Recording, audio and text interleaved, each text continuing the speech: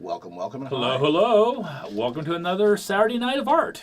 Fun, fun. And here in California, it's actually not raining buckets and buckets and buckets and buckets for a change. Next weekend, that's when it happens. Right. For any of you folks who might be happen to be new, my name is BaronEngel, and this is Kieradwin, my Howdy, co-host. And we do this every other Saturday night. Mhm. So, welcome to the show. Outstanding. Yeah, so it is that day. So, yeah. I thought about doing some kind of prank type thing, but, everybody was doing that on the web today. So I figured, you know what? I'm going to be an iconoclast. I'm going to go against the grain, and I'm just going to do my normal show. That's what we did. Indeedy. Mm-hmm. All right, and speaking of normal shows, what normal shows begin with is brain lubricant. Mm-hmm. And we're getting that time of the year now when a nice cold drink really hits the spot. Yep, 80 degrees outside, so yeah, absolutely. Mm-hmm. So we were going to do a hurricane this week, but there's an ingredient that's hard to find, passion fruit juice. We couldn't find it in any of the local stores, had to mail order it, but it's not here yet. So we're just going to have to suffer with pina coladas. Yep. So And I know someone out there is singing the song. But if you're not into health food... Yeah, but if no one is not singing the song, then that just tells me how old I am. Yeah. All right. Pina colada is is a super simple drink to make. They're very, very tasty. Yeah. Basically, only 3 ingredients. Mm-hmm. Let's see. So there we go. Crunch. We're here somewhere. Well, clear skies, if you can read my lips, tell them to turn down the wrestling. There we go. All right, so the first ingredient is coconut cream. And this stuff is not coconut milk, coconut cream. It's a mixture of the coconut oil and and sugar and a few other things. And it looks positively... Well, you can't really see it from that angle there, but... Yeah, it looks suspicious. Yes. But it's tasty. Okay, and about the same amount of white rum. White rum. Mm-hmm. I'm going to put in about that much. We're going to lubricate Baron's brain very well. Mm-hmm. And then about... so the ratios are 1 to 1 to 3. If you would pass the 3, that would be good old-fashioned... Pineapple juice. Pineapple juice. So let's see. There we go. Right about there. So this is going to be a nice full one. All right. Let's see. All right. Now I'm going to turn off the sound for a moment because otherwise all you'd hear is very, very loud shuka shuka. We don't. So we're going to lose the sound for a moment. Be right back.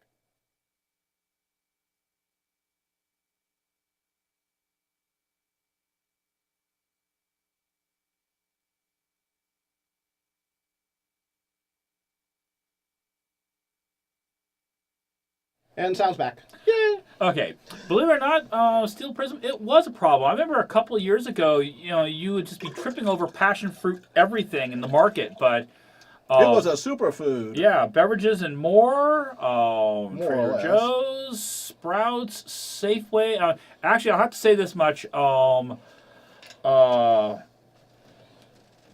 folks over at the Bevmo in Sunnyvale, California, really went out of their way to try and find me passion fruit, and they could not. They even called other stores that weren't associated with Bevmo to try and get me the stuff, and no luck. So we're doing pina colada instead.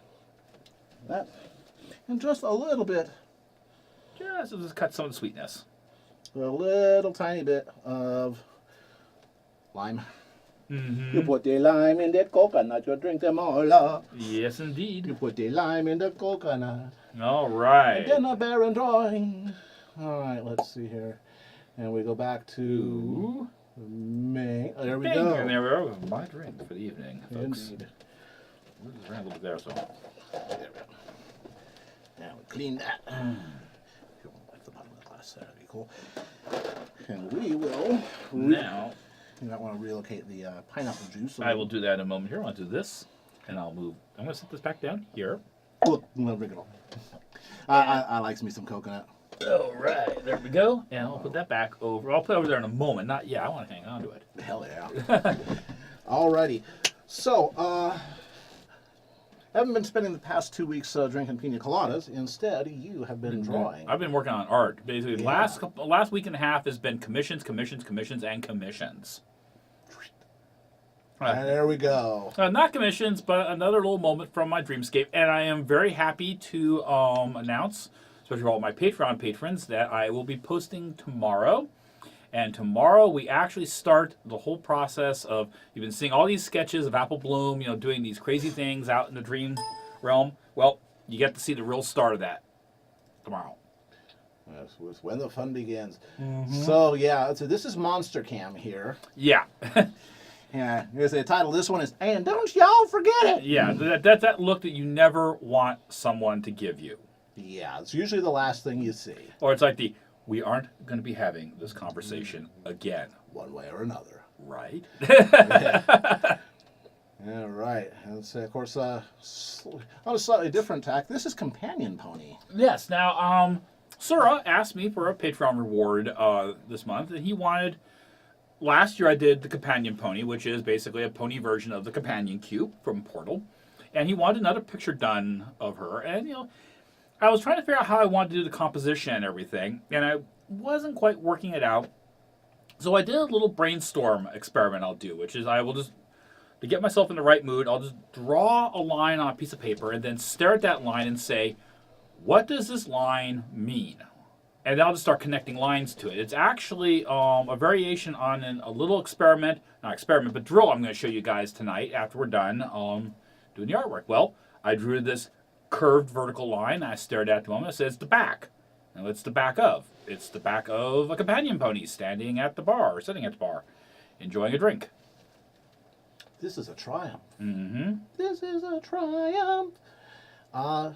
Here's something a little bit interesting. That is much more elaborate than your normal pencil sketches. That was a full-on commission. That was a full-on commission. Andy Carrot actually commissioned me to do that piece, and there he is. Yeah, there it is in the stream, and that is Silver Glow, from Silver Glow's journal. Mm-hmm. And that was a very interesting project because I put up the initial sketches of the character and got lots of feedback from the fans saying, oh my gosh, this is really amazing.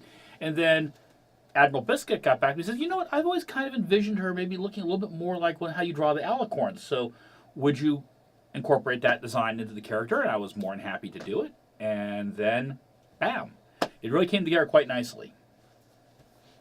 Righty. And we also have...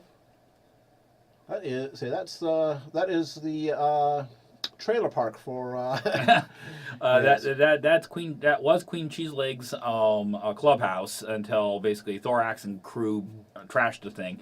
That will also be, if any of you go into BabsCon, that is going to be Earthplane Creations is going to be putting that onto wood. That's going to be another one of the laser cuts he's going to be doing. Yeah, part of that architectural series. Right, and one of the things he's going to experiment with is that he's going to experiment with doing the wood with the grain going horizontally. Because if you remember the scene in the episode, it was this gloomy, dark sky and everything. And I thought about putting the clouds in there, but I thought, you know what?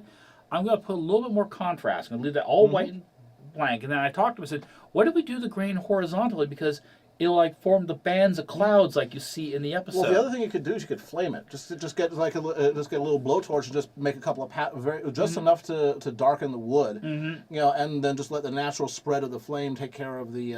Yeah, he's tweaking with. He's going to play around with some ideas. He's got some ideas on tackling it. He's kind of excited about that one. Alrighty. Mm-hmm. And here we have that last. I'm surprised it lasted as long as it did when you put that up on your website. So yeah, it went pretty quick. Hail the sun. Yes, not Queen Cheeselegs. No. I'll probably be doing one of Luna like that and one of Cadence. Yeah. And then we'll have to have you guys decide, who is best bikini princess. I'll probably do one of Twilight too. I can see her insisting on having to wear a one-piece swimsuit. Yeah. Yeah, that girl needs to loosen up.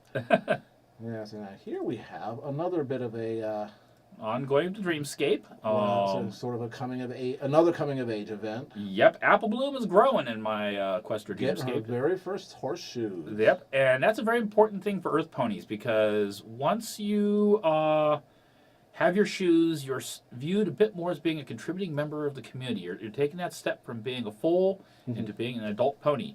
And so she went over to Glowing Coal's farrier shop. He's basically the farrier in town. He's done almost everybody's shoes. Well, he's like the tailor. He knows all the secrets. Yeah. Exactly. And, this is the couch/bench he had her lay on, and he can adjust it to different sizes. She got herself a new pair of shoes. Yeah, baby needs a new pair of shoes. Yep, and that's actually going to be very important in a little while once, certain other things happen. In fact, she's wearing steel shoes now. Alrighty, now we have that. And that comes up here. And there's the button. And this is another commission that I did up. And this was kind of fun because I've drawn this alien race before. Like last year I had the one commission of the Gladiatrix. The not quite dragon, not quite knots. Right, and alien race, or races in this case. And we have a fellow here who's very, very proud of his brand new needle fire bolt action rifle that uses self-combusting paper cartridges. And if you do a search on Google for Dryzy or Chapeau, you'll learn about the whole needle fire concept. Yeah, sort of a transition thing between percussion cap and modern cartridges. Yep. All right. This lasted about, I think you said this one didn't even last long enough for you to announce it to people. Somebody just found it on your website. Well, yeah. Seconds after you posted it. Right. I was in the process of posting all the images, including the Celestia, and before I had finished doing the posting, someone had already bought the piece. So... Yeah, I guess there's some music fans out there. Yeah, that's got to be a real appreciation for the musical arts. Exactly. All right, and we have, here we go. She has always been there for you, the companion. And this was the piece that I did, the little brainstorm piece, which gave me the Anthro companion pony. This is the companion pony piece that Sarah asked me to... Yeah, go right ahead, Hal. Yeah. Yeah, all right. So, I can see a lot of orders being placed for companion ponies. Oh, they'd be wonderful to have. I'll take 2. Yes. All right. Especially when you've had that bad day. Yeah.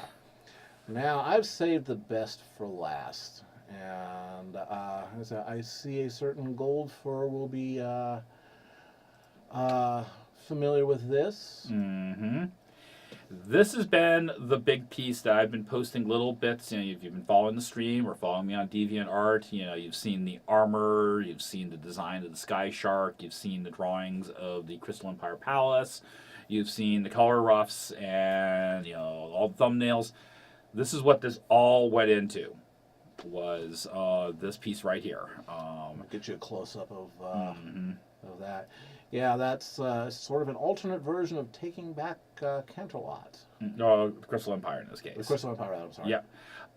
And the one thing that was I was talking with Goldfur back and forth on this, was he wanted this big, huge swarm of changelings flying around the outside of Shining Armor's force bubble. Mm-hmm. And I was going, okay, how do we make that look not like smoke? How do we not make this look like, a giant flock of starlings or birds? And I went, wait a minute, that's kind of cool. I started actually looking at the murmurations of starlings, and I realized in a lot of still photos, and even some of the videos if you watch, just by the way they shape and everything, it does kind of look like this organic being. And I even found photos where they looked like the head of a horse or something like that. I said, well, wait a minute, what if you were doing that on purpose? What do you see that next to the clouds? Well, what do you see in the flock of birds? Yeah, well, what if, Queen Chrysalis was actually deliberately inspire terror. Yes, by making him form this gigantic monster howling outside the force bubble. So I thought, cool. And besides, that way it makes it look like Shining Armor's not throwing up a force bubble to keep a million starlings from coming in, pooping all over the Crystal Empire. There's a real threat. Yeah. And yeah, this is a close-up of some of the armor designs. And this piece was all done almost 100% in color pencil with a little bit of art stick, which is basically crayons, a little bit of marker pen, a little bit of a technical pen, and and a little bit of white gouache for highlights. Outstanding. Mm-hmm. Okay, so we'll go back to here. Oh, and speaking of art materials, we must do our duty. Yes, some of those art materials I bought for actually all the artwork you saw here today was done by University Art. They're an excellent organization, and they Superior framing, museum quality, original Rembrandts, original Nobel Peace Prize awards. Yeah, this is where all the hoity-toity folks here in the Bay Area go to get their work their done. stuff done. Yes. Yeah, Baron worked there for years and years and years, and they're good folks. That's where I take my stuff. Yep. So thank you. Oh, hi, Mike. Yeah. Yes. Mike's Mike, the manager. He's probably lurking. yeah. Hello, Mike lurks in sometimes. So thank you very much. Lulu Moon Arts. Are you new here to the stream? If so, welcome. Yeah, I've seen. Actually, I've commissioned Lulu Moon a couple of times. Oh, okay. Yeah. Oh well, welcome. Yeah. I think we've seen Lulu Moon once or twice before. Yeah, Rebel, I'm going to have to see. Actually, a little bit of a story about that picture. You may see there's that very kind of like, gee, they took one of Twilight's desks and just bolted it down to the deck of the ship. Well, that's because originally I had designed this really cool kind of arrowhead shaped desk. Actually, multiple ponies could work at and everything and design it. And I worked it all out, and the whole sort of. and to make it look like it was correct and everything, and I wanted to get everything to lay in correctly. I didn't want to mess up my perspective on all the boards. I laid out the perspective for the ship, laid all the deck in, and then I very carefully transferred all my horizon lines, perspective lines over, so I knew everything was right.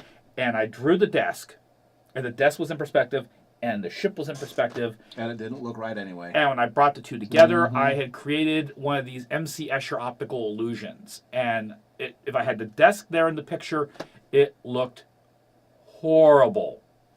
Absolutely awful. It just threw everything off the picture. Like it was completely all out of perspective. And I played with it, and I played it for hours, and I finally realized, great, I've created an optical illusion. The desk has to go. So I'll find some use for it somewhere. Yeah, and in any event, say the very old-fashioned, late 19th century desk works just fine when considering, it's for Twilight. So. All right. Well, so that was old art. Yeah, but now we're going to do new How art. about some new art? And again, folks, go watch Lola Moon Arts.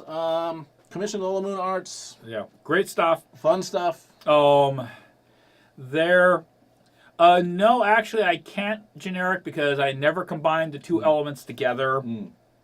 So I might try scanning it together and putting it together, but it's not on tracing paper. It's really hard to scan on tracing paper. It looks like crap usually. So when I did that sketch of the Anthro pony, like I said, I just drew a line and then looked at it and said, what's this mean? What does it say to me? And it kind of harkens back to a drill when I was in art school that one of my instructors had us do to basically teach us how to expand our imagination, how to see things instead of just being the objects, but as shapes, and how you could derive all kinds of concepts just by looking at everyday objects. And we would basically get this bag passed around, and you'd reach in the bag, and you'd pull something out of the bag. And you would look at it and go, well, I can do this or I can do that. Sometimes it was just a piece of wood, a broken piece of wood, like a twig. Sometimes it was a whole object. Sometimes it was like a broken handle off from a desk or something. And you'd look at it and say, well, yeah, it's a desk handle, but if I look at this curve, I can create something else. And it's a great drill for improving your creative ability to create stuff out of your head. Right, you can find artistic elements in anything. Right. So I have some anythings. Yeah, and I have not looked in this bag. I don't know what he has in here for me. Yeah. So I'm going to now go and stick my hand in this bag. And these are going to be very, very quick objects. I'm just going to grab something and just throw it out and then say, okay, I've got a walkie-talkie. Yep.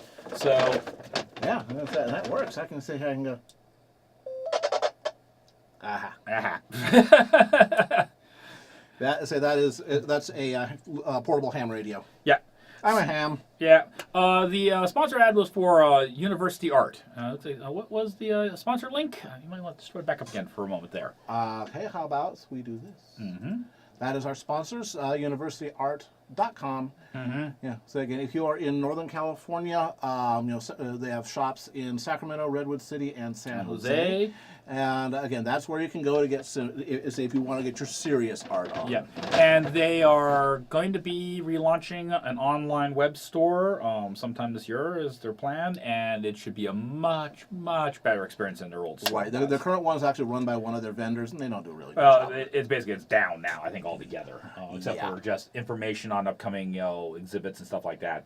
But that don't matter because University Art itself, they've always done a good job for me. Coming up on 80 years. Yeah. So switching over to All right.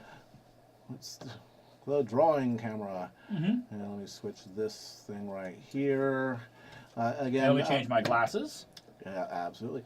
Yeah, Go for some nags. so don't worry, folks. There's still going to be plenty of fuzzies and Yep. ponies and things like that there.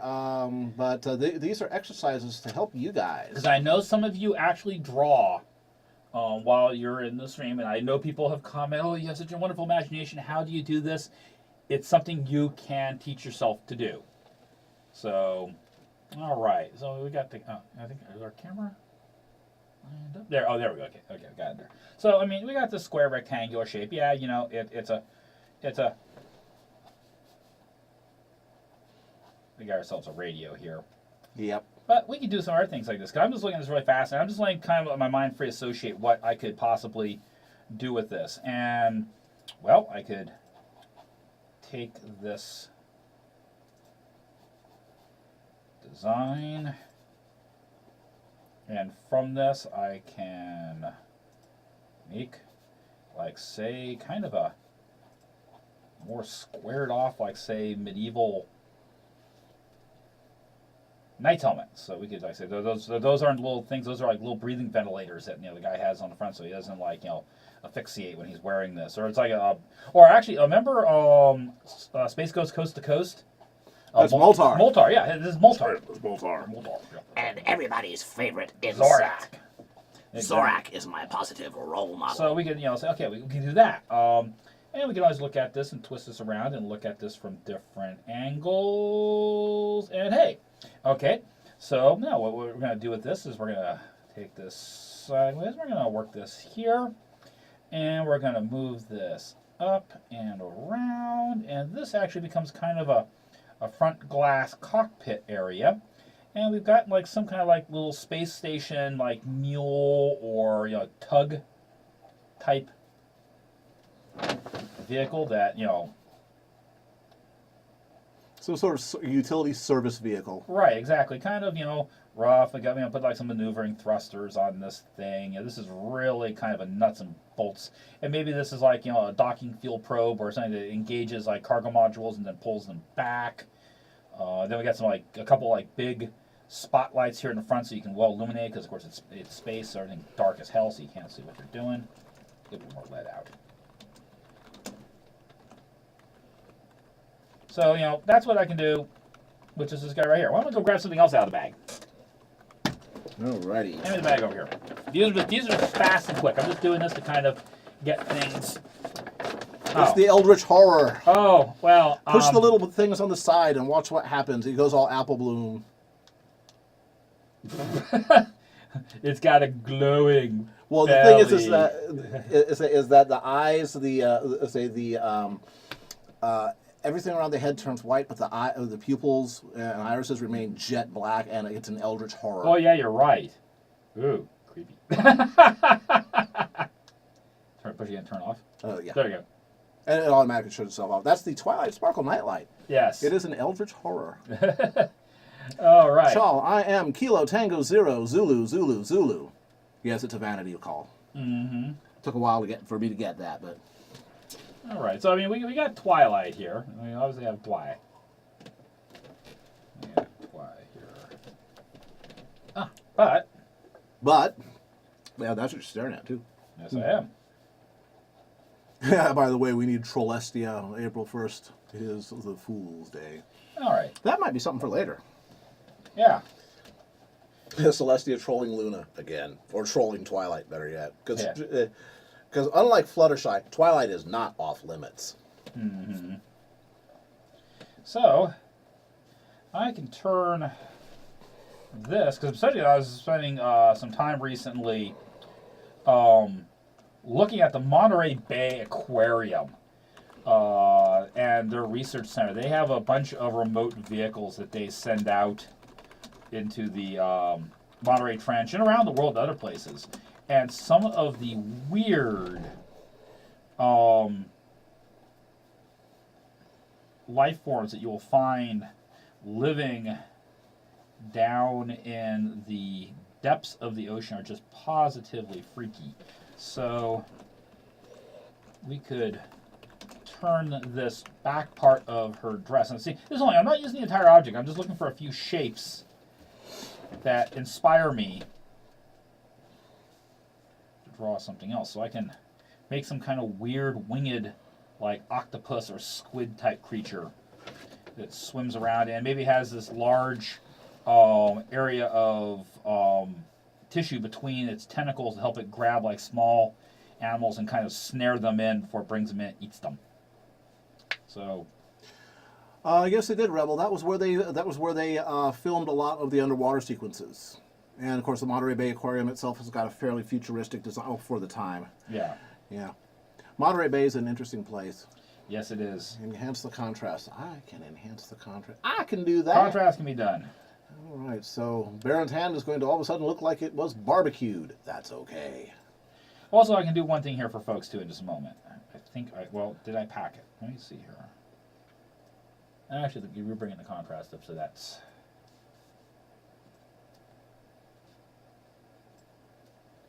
And these are all really, really rough. I'm just, cranking this guy out as. All right, that should be better.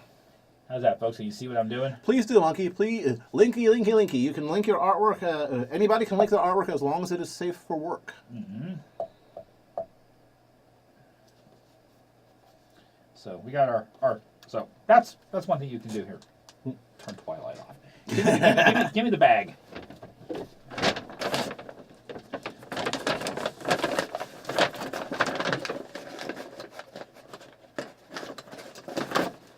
Okay, we're going from Twilight to a knife. Hey, it's a knife. That ain't off. That's a knife. Actually, this is a really good knife. That is an Almar Sear 2000. Mm-hmm. That's what goes in my pocket every day. All right. That or the AFCK. Mm-hmm. Okay, so by the way, here's your ham radio back. All right. Doot, doot, doot. Doo-doo-doo.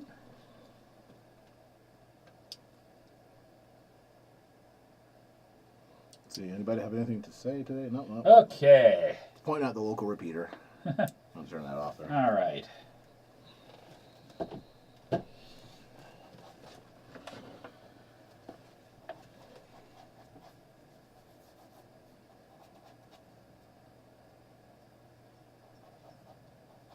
So, I mean, nowadays with modern architecture, some of the things that they are doing with designs are just, we couldn't have done them, 50 or 60 years ago.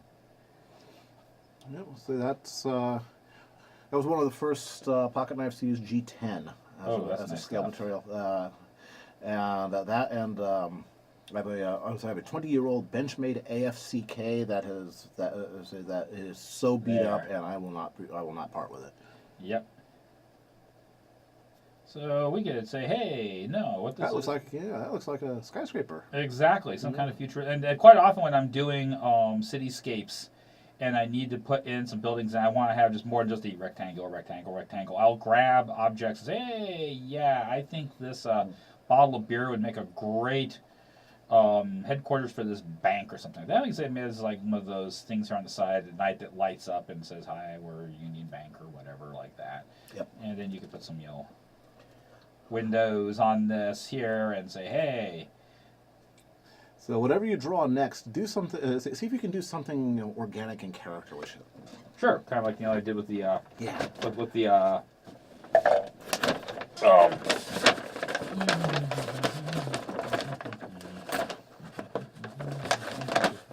something kind of feels intriguing. Like a rock. That is Celestite. Celestite? That is Celestite. It is a there's a mineral with, if I remember correctly, barium. I think it is. Oh, it's an perfect. oxide of barium is what's responsible for the blue crystals. People said they want something organic. I'll give them organic. Yeah. Yeah, it's an Xbox 360.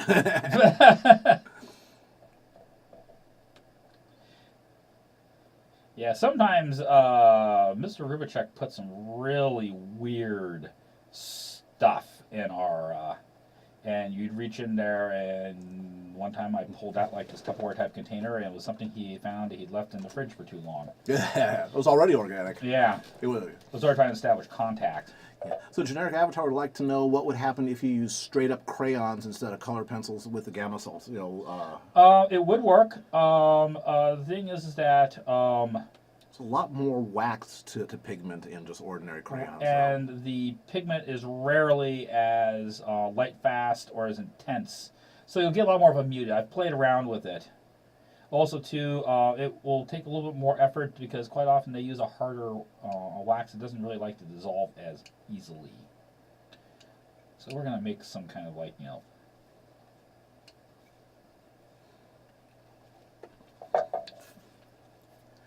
There we go. Yeah, I was in a rock shop down in Southern California. And I was like, oh, that was cool. That was kind of cool. Celestite. I so have to get that. Did you pick this up on our trip down to EcoLA in 2015 by chance? No. Okay. No. Yeah, I mean, I didn't see any good Celestite there. I ended up actually ordering that piece online. Again, it's Celestite shows up in geodes, just like amethyst and agates. Of course, are the most common things that show up in geodes. But Celestite's kind of cool. So It's not very expensive either.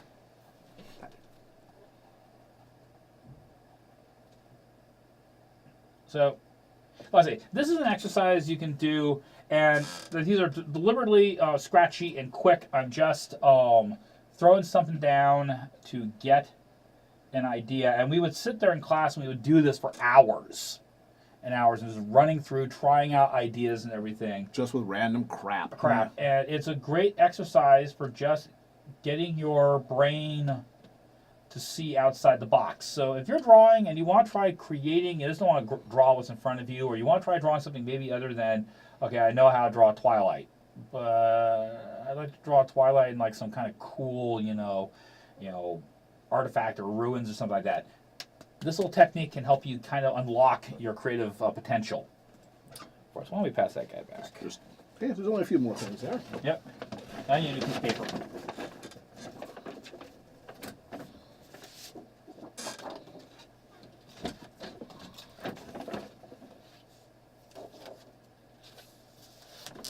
There are 4 things left.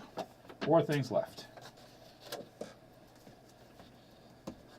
I can always grab more just random crap from around here. This will probably be enough, and then we'll get on to Get on to the fuzzies. so that's something people usually tune in for. Okay, I got a socket here. Yep, that is a spark plug socket. Mm-hmm. Okay.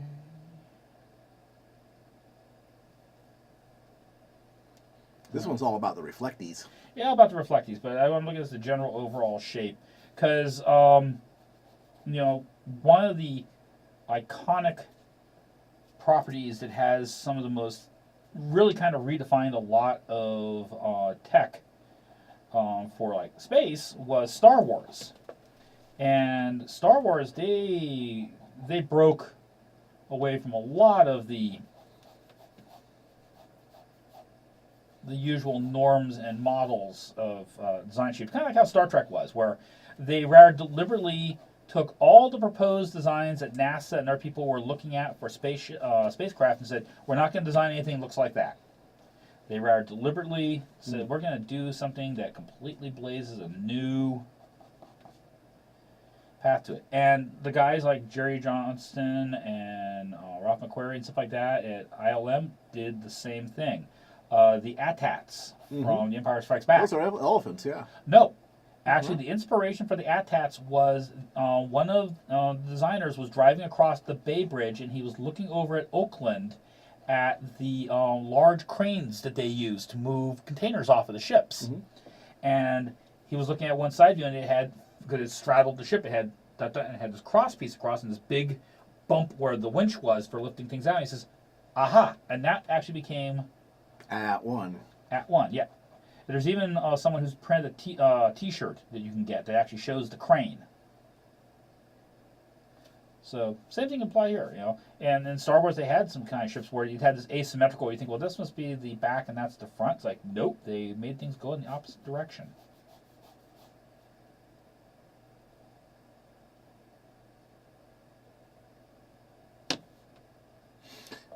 You guys remember a very, very, very old computer-generated cartoon? Screaming Flaming Death or something like that? It was done by MIT Media Labs. You know, with Captain Sarcastic. What's wrong? Afraid of a little bug? And the bug in question was it was this. This was made back in the in the early '80s, but they had a cockroach driving this machine that looked like a giant computer chip. Mm-hmm. But yeah, so go look up. Was it Captain Sarcastic? I think it'll show up in YouTube. Why does that sound like the thing out of Dark Star, which was the beach ball with the fuzzy feet? Oh yes, yeah, with the fuzzy feet and the flatulence problem. Yeah. Yes. Okay, so spaceship. Spaceship, hooray! Alrighty, a couple more things to go.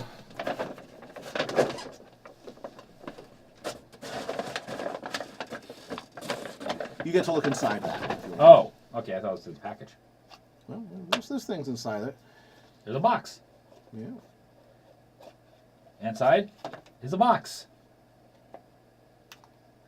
No, And? it's not for you. Aww. No, that is for jeez. Actress play voices Princess Cadence. I want to say Brit something. I should know this. I'm having a senior moment. Okay, you'll notice that's what's on Cadence's butt. Mm-hmm. Yes, I saw that in a jewelry store, and I said I need to get that to her. Britt McKillop.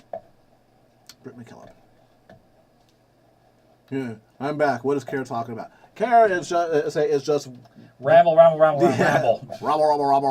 Asparagus.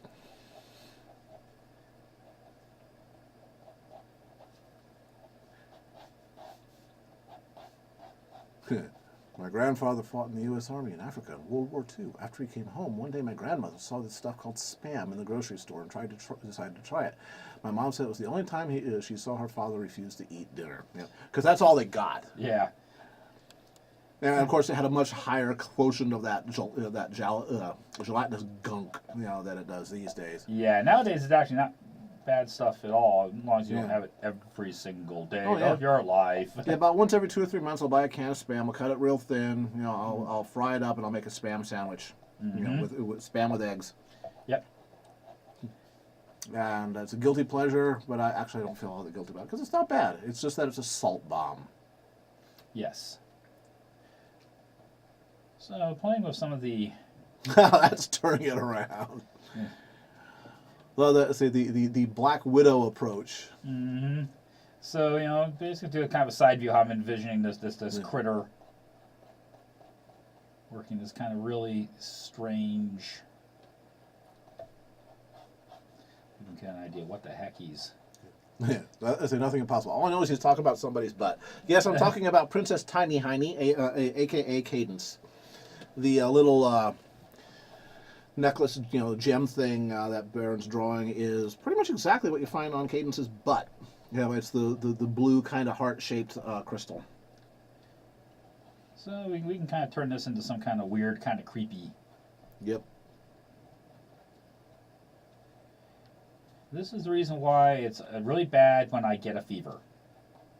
Because then I usually start hallucinating all kinds of just... Oh, you have your NyQuil moments. Yeah. Get you some tussin. Yeah. The active ingredient in Robitussin is dextromethorphan. And in high doses, it's a pretty powerful hallucinogen. Of course, in doses that high, it also tends to do damage. Yes. So I do not recommend. Abusing, say, Robitussin DM because you will damage your brain's neurons, and they don't grow back. No, when you lose them, you lose them. You can't order more. Okay, so we've made a creepy. Yep. I'm still gonna get that to Britt one of these days when I see her. Hi, I saw your character's backside and I thought of this, and then I thought of you.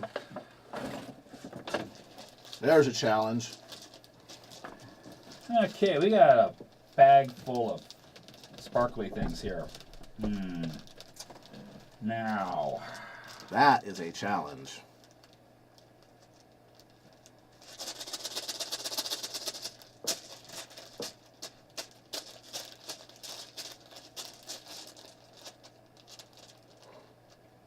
There's a gelatinous dungeon crawling monster that eats those things, and you can see the jewels inside it. So the adventurers go to kill it to extract the jewels, which it is nicely extracted from the ore for you. There you go. That's a possibility. It could be the eyeballs of something, faceted eyeballs of a bug. Yes. That is also definitely a possibility. There's something that's kind of forming in my head. Sometimes just let your eyes kind of slide out, focus, and you just kind of watch things. One of the things we would sometimes do is we actually would slip objects behind like diffuser screens of light coming through so we can just see the silhouette of something just to start letting it jog in our head. And yeah, okay. Yeah. And Crew's curious if have you been watching the new Samurai Jack? No, I've not had a chance to catch any of it yet. But I haven't yet, but I wanna. I wanna. Now this is a case I'm really looking at this thing out of focus. I'm just letting my eyes. I got the shape here. I'll let this move back and remember how things go. Yeah, you just look for the light, say for the red versus blue contrast lines. Yep. Yeah, I'm doing some game design work, and I got a bunch of just random bits and pieces from a company called Game Crafters. So if you're making a game, you're going to take maybe to Kickstarter or something like that, and you need a one-off, but it looks good enough to show off in your pitch video. Or you're going to do print-on-demand type of stuff. If you anticipate a little print run for your games, and just they'll make them as they're ordered. GameCrafters.com. They've got they've got a lot of just little bits and pieces you can put together your game, and off you go. So I've taken all these rough facet shapes and actually kind of boiled it down to kind of a. That's one thing you just make this kind of loose shape like that, or.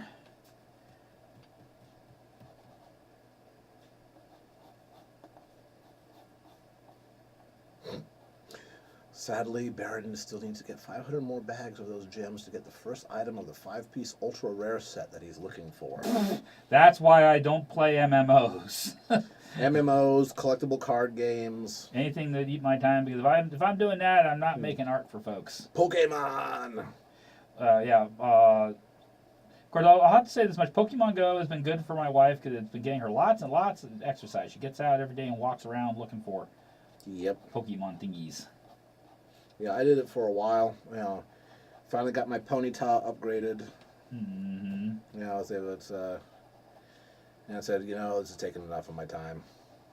So we could turn this, say, into two pieces, one facing up, one facing down, and this could be like some cool, command center, or people stand around this and. I am the master control program. Exactly. Yes, there you go. End of line. You throw your little Tron disc right in there and you screw the thing up. Throw disc here. So yeah, that's all right. And then the very last thing, aside from the bag itself. Yes.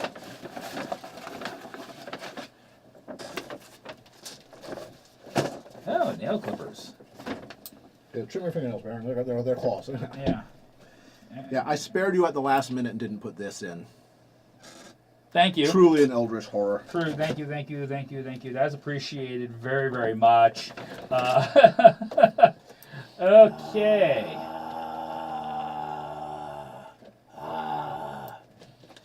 Generation 3.5. Yeah, scary stuff. Yeah. Scary stuff. Ooh, we can do something. Speaking of which, we can do something scary with this. Mm. Some people have made the observation, some of my fellow classmates would, that if push came to shove, if I didn't know what to do, I had a tendency of making kind of, I have a thing for making monsters. Yeah, I don't know what to turn that into. I'll make it into something that would make H.R. Giger cringe.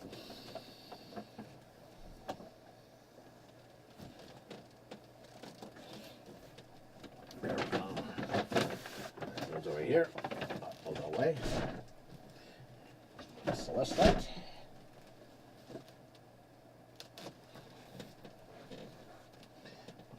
Kniffer. Turn this into like one of those deep sea ocean fish that lives, way down at the bottom of the. Oh yeah, the aliens on our own planet. Yeah.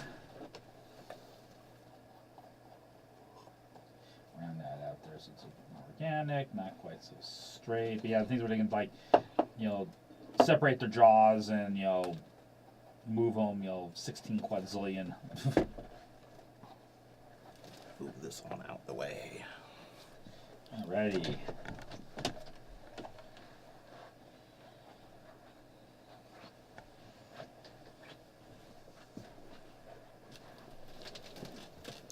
So how muscular is Rosemary's tail with all the floof? It's a fairly solid tail. She's got an awful lot of muscles there and in her back. Yeah, the lower back is where most tail muscles are located. The rest of it's just, and tendons. In fact, she can lift that tail when it's actually soaked full of water, which is, when you soak that tail down, that adds like another 10 or 15 pounds to its weight. Yeah, slap the heck out of you with it. Yeah, she did. She bowled me out of a chair one time when I made a smart-ass comment. Yeah. So. Did you evolve your ponytail to Twilight Sparkle? Yeah. Yeah, so there you go. Yeah, so, and Twilight just accepted things as they were, even though she didn't understand them. Yeah. Yeah. Ponyta's the flaming horse in Pokemon. Which they based the whole thing of when she went. When she had a freak out. Yeah, in season 1. Hello, Marshall. Hey.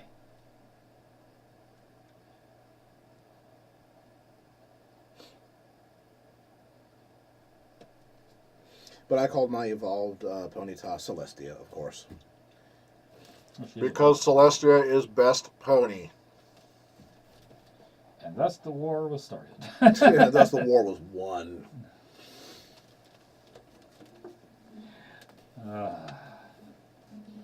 So, turn your nail clipper into some kind of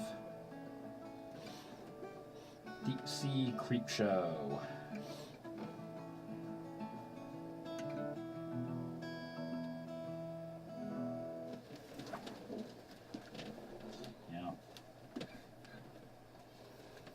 And in many cases, it ends up being not just a case of, okay, yeah, I'm obviously seeing the shape. If you look at something and it triggers something in your mind, Even if it's not the shape? run with it. Yeah. Clear Skies will probably remember last year when I was back for BronyCon and we were over at Shona 44's place hanging out. And it was getting late in the evening and I was getting just a wee bit punchy because I had been up and going and jet lag was starting to catch up with me and whatnot, and I was just staring up at Shonuf's ceiling of his apartment, and all of a sudden I was seeing all the bumps of that cottage cheese sound insulation they put up there. I was starting to see the way the light was playing off of the bumps. I was starting to see all kinds of different objects and shapes, so I just sat down and I started sketching out everything I could, and I found a dragon, and I found a creepy looking fish, and I found a bird, and I just sketched them out really fast.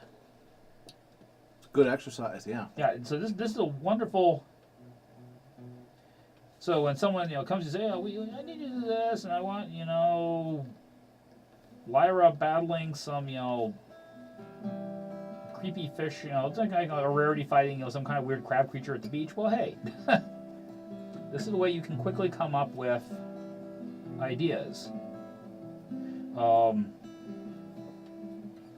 And to a certain extent, when I'm doing concept design, I will just throw things out like this really fast, especially if the client doesn't really have a clear picture in their head what they're looking for, just to stimulate their brain to go, well, this is the one I'm looking for, but could you do something more like this? And then we can establish a dialogue, and I can actually get on to what I really need to do to help them, so I get paid.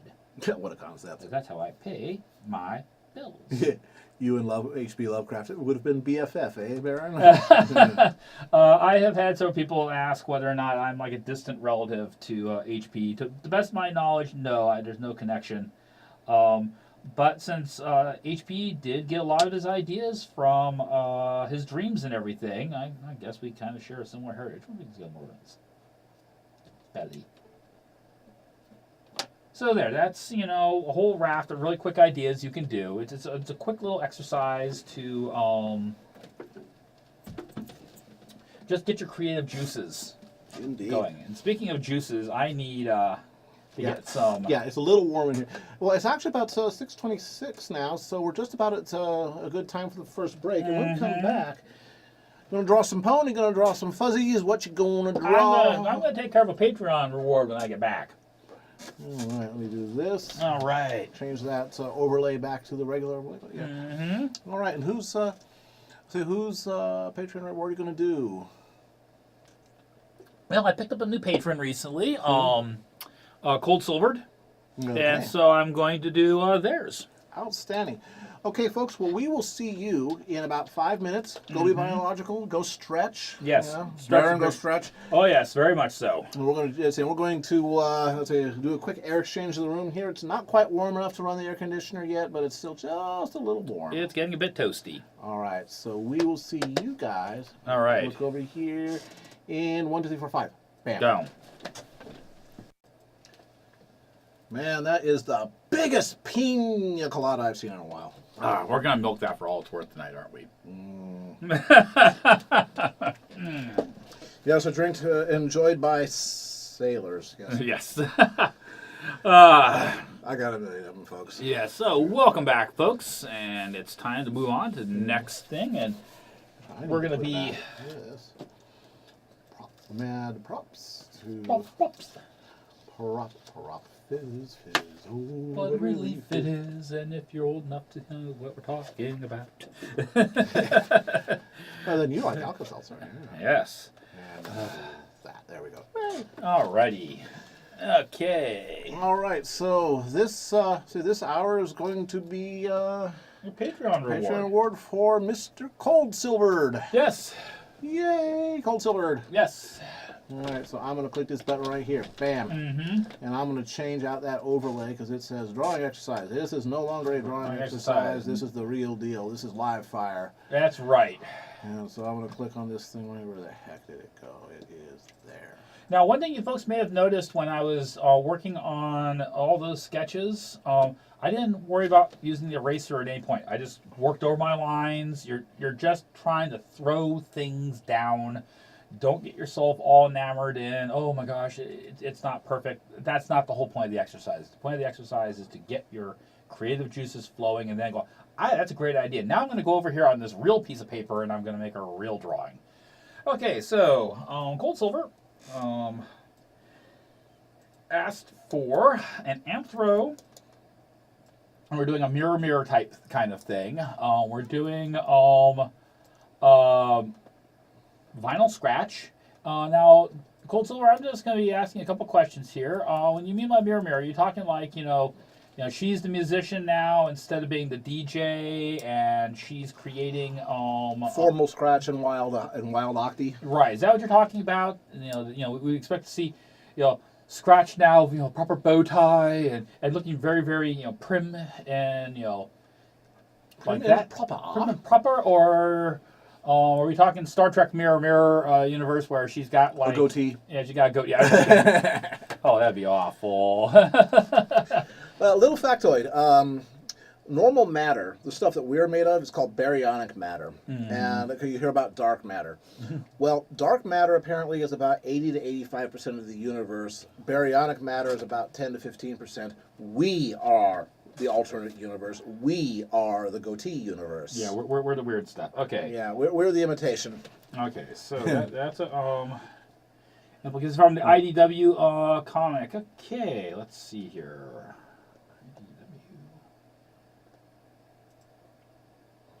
Clickety click click.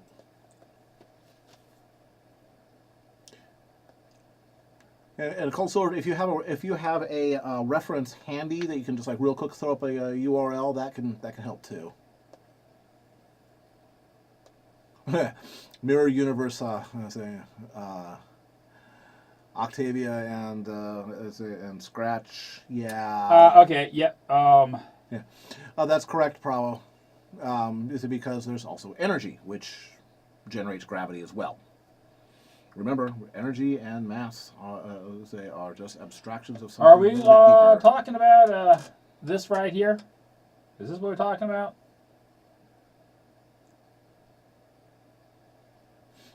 And the packets go out. Yes, the packets go out. Now we wait for the packets to come back.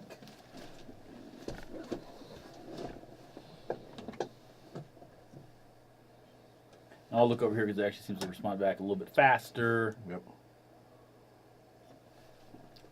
Coke.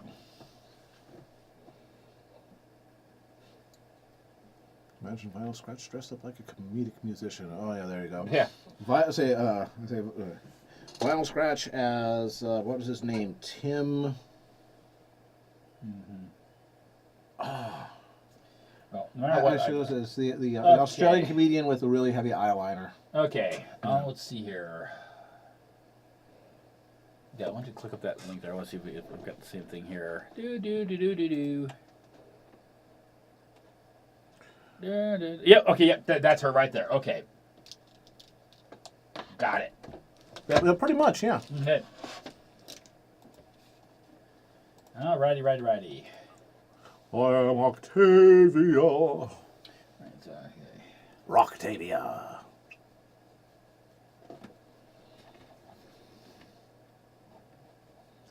This is going to be an intro version. All right.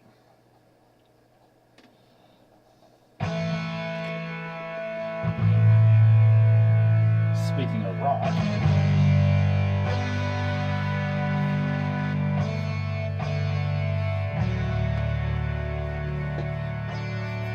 Now, once again, if you're kind of anyone here that's new to the show, this may look really super light. All I'm doing is I'm putting in my basic thing of where my joints are going to be, curve of the spine. That being said, I can still do some adjustments. And then Going to adjust it up and down. Yes. So what I'm trying to do here is just get things set up. And I'm just doing a quick check here, make sure, okay, this part leg and this leg are the same length. This part and this part are the same length. And then this part and there. And then I'll have her ankle, her hoof raised slightly. Give me the extra length. And we will have her in play. No idea how she's playing guitar. Well, cat's paw. If you tune your guitar for power chords, meaning that a set of strings, you don't have to. Oh, I can demonstrate right here. Let's see if I take this tune. You can sound like Nickelback.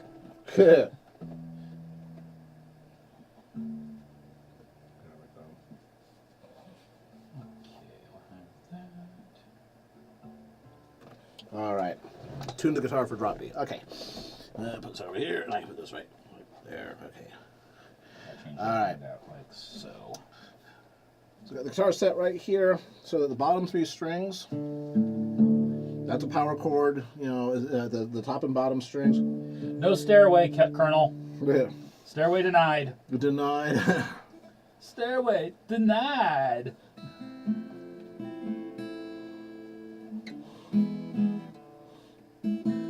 Anyway, so if you you have like 3 strings that when you don't have any, say where you're not doing anything on the frets, they're open, and then you just go. It makes a full chord. That's a power chord.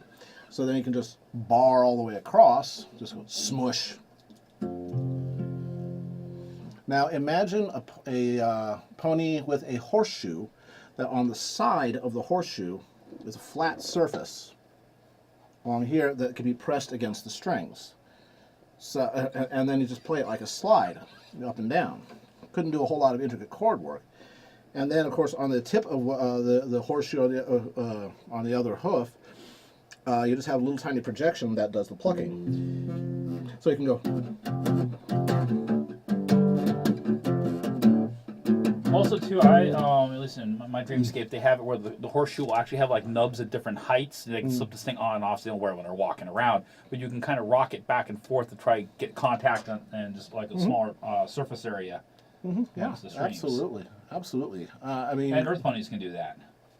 Again, they're probably better at it than than just about anybody else.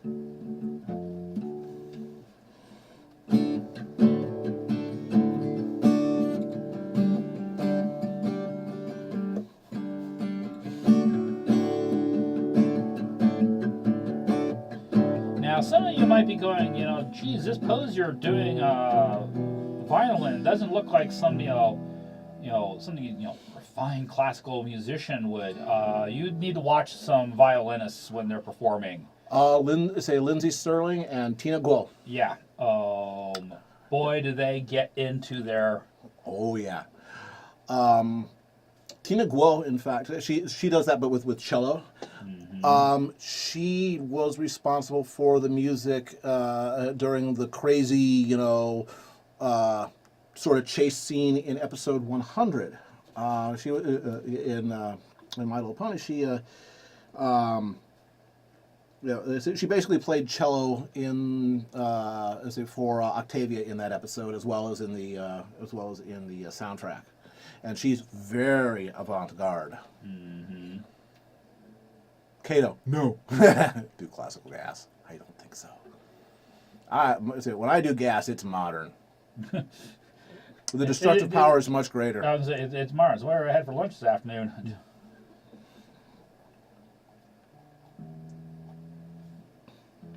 Get back in conventional tuning. What I did was I just dropped down the tuning of the bottom by one note. That's called drop D, because you're dropping from E down to D. It's not as flexible, but it gives it a much deeper, throatier sound.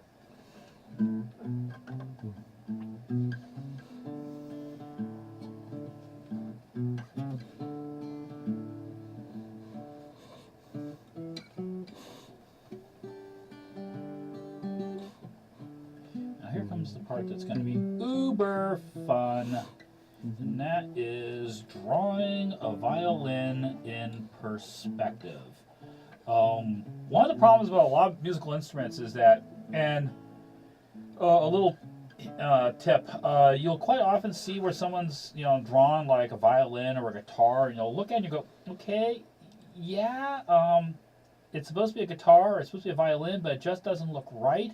The problem is that most of these musical instruments have very little, if any, honest flat surfaces on them. They are this amazing collection of subtle curves and everything, and getting that right, especially since I'm trying to do this entirely.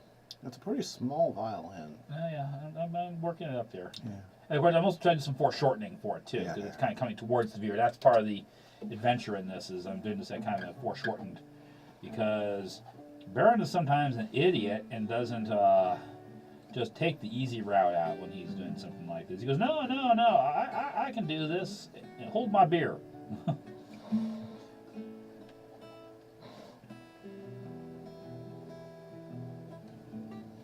Still going to need to widen that out. Not quite big enough. In fact, I'm going to take for a moment here and switch back to... Just a minute, quick check here, make sure I've got her hair. Right, yeah, looks good. Okay, and I need to look at a violin.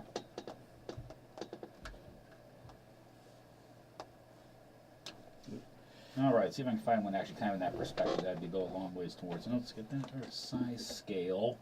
Yeah, we need to increase this. This is like a little teeny tiny.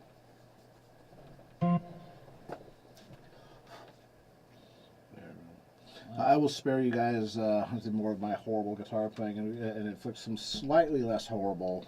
Keyboard. Yeah, I'm only slightly less horrible, but still horrible. All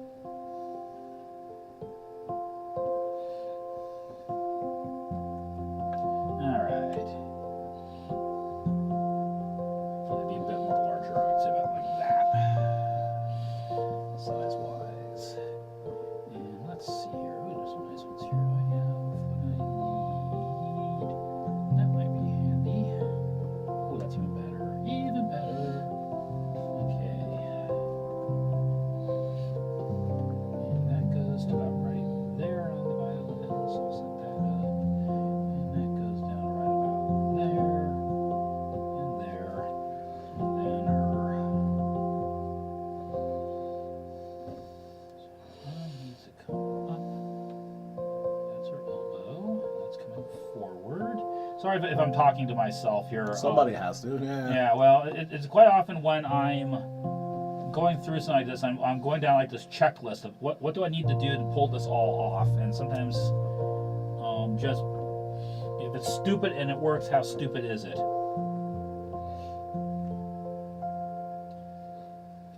all three of those, well, four of those fingers have to be on the fret. Back there, the knuckles are going that way.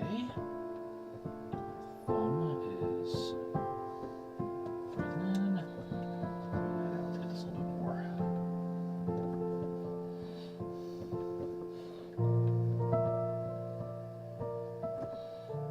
That's up. That's there. Okay. So the neck would be about down there. There. And there. That will curve, so that's actually going to be a downward curve away from the viewer.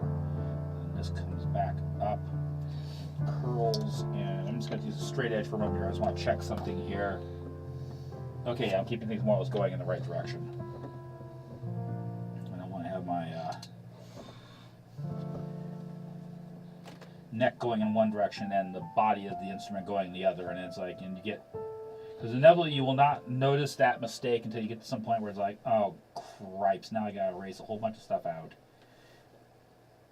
And the less erasures you can make, the better for your working surface. Because every time you erase, you kind of put some stress on it. Now I want to check something here really quick. Okay, yeah, those are pretty high. Yeah. So, Mr. Lone Donut, hello, Mr. Lone Donut, has a question hello. for you. What is your convention schedule like for this year? Who's asking that question? Lone Donut. Lone Donut is. Okay, well, me and Clear Skies are going to be at BabsCon in April. And then, God willing, the creek don't rise. If I can make sure I have the money together for it, that's always the critical part. I am going to be attending BaronEngel again. Went back last year and had absolutely a blast. Enjoyed it quite a bit, and I want to do it again. And it was really a great chance to meet people who are on the East Coast and never get out to West Coast conventions, and finally connect faces to names I've only seen on screens. You know, people I've never actually heard their voice. They were just, you know, they've been text all these years, and I finally got a chance to say hi. That will probably be the only two conventions I'm doing this year. 2015 it was kind of a whirlwind. You know, did Pacific PonyCon, did Everfree Northwest, did BabsCon, did Further Confusion, did BronyCon. Probably not going to do as much this year. I need to knuckle down and get stuff done for people, first and foremost. Bravo. Challenge accepted.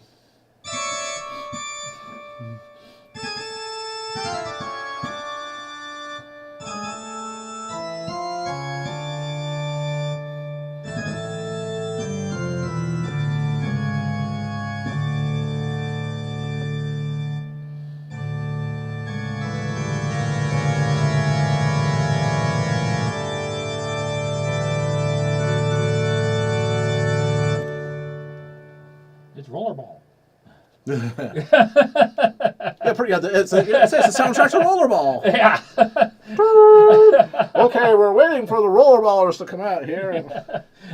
Sorry, that was just the first thing I thought of for some reason. Going, well, talk about how that movie, the original, not the remake. Oh, the remake was just awful. The original, it's one of the classic pieces of 70s dystopian science fiction. Yeah. Besides, it had John Houseman. A little bit of trivia. James Caan, Jonathan E., did all of his own skating in that film. All of it. Oh, really? Mm-hmm. Yeah. He was a badass. Smith Barney. We earn money the old-fashioned way. We steal it. All right. So, there we go. That kind of sets up where the violin's going to be going here. All right. Okay. Hey, got no. So, Mr. Prowl, I don't watch much in the way of TV, so I'm not up on modern commercials and what they are co-opting. Yeah, I'm a cord cutter. Our household cut the cord about 5 years ago. Haven't really missed it that much. Generally, anything we can find, we can get through an app, which is how we do it.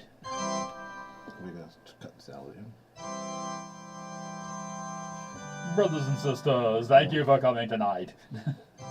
We are joined here today.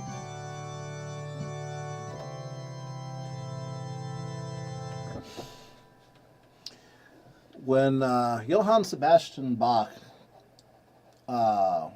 would go to a new city in Europe, what defined a city in the eyes of Europeans at the time was whether you had a cathedral, a real, honest to God, cathedral. That's what differentiated a city from a town. And to see the bishop. Yep. And of course, the towns were all trying to outdo each other, and how magnificent the cathedrals are. And that's why some of them took over 100 years to build. It's an idea that is totally foreign to most people today. I'm going to start a project that my grandchildren might not live long enough to see completed, but that doesn't mean I'm not going to start it. Mm-hmm. And he would sit down and to the church organ, and he would say, "Now we shall see if this organ has lungs." The air to power the organ to actually go through the pipes usually was steam, actually. And so there was a big boiler down in the basements of the cathedral, and what he was asking was, is the boiler steadily enough to replace steam at the same rate that he would expend it? So he would have these long held bass notes, this stuff. And if it sort of faded off, or either with steam or, the action of bellows, etc., it's like, this organ needs more exercise. And Toccata and Fugue in D minor was one of the pieces he would do to try that out.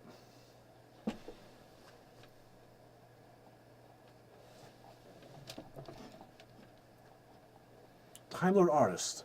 Good mythical evening all. Just got done clearing a forsworn temple in Skyrim. Figure I'd pop in for a bit. Don't forget to loot the Briar Hearts. Their hearts are worth stuff. Yes. Glad for joining us. Glad you could drop by.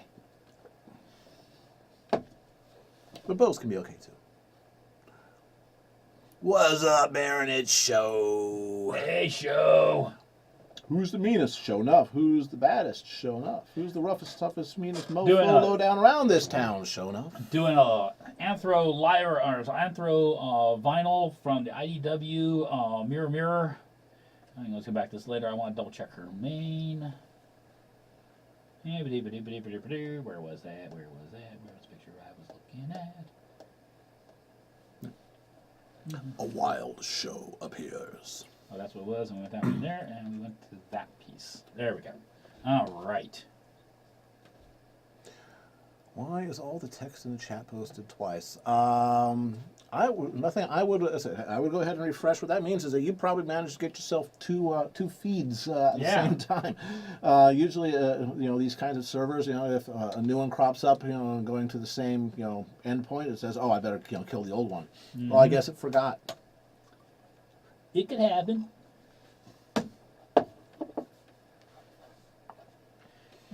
Okay. I do hope that you've been practicing with your Wacom Cintiq. Have you been practicing, Baron? I have Or have you not been able to get anywhere near it? Smudge, I'm looking at you. Well, Smudge actually has been working on a very good-sized commission for somebody. But yes, actually I have been. I still need to get around to doing it, but I need to put a piece of tape on my Cintiq that says everyone's a beginner at some point. You are a beginner now. There's nothing wrong with the fact that you're still screwing up occasionally.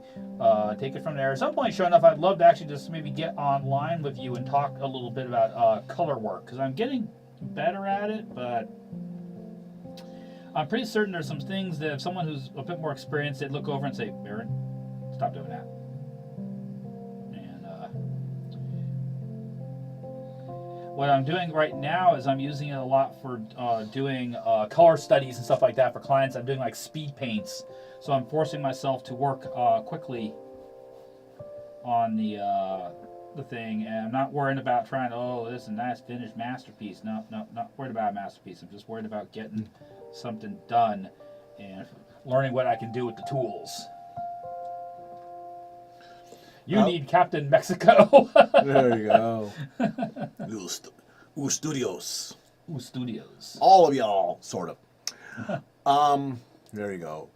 Always blaming Smudge. And of course, she's always. Yeah, there you go. Actually, you are reminded that you need to post what your half of what you've done with Shonuff.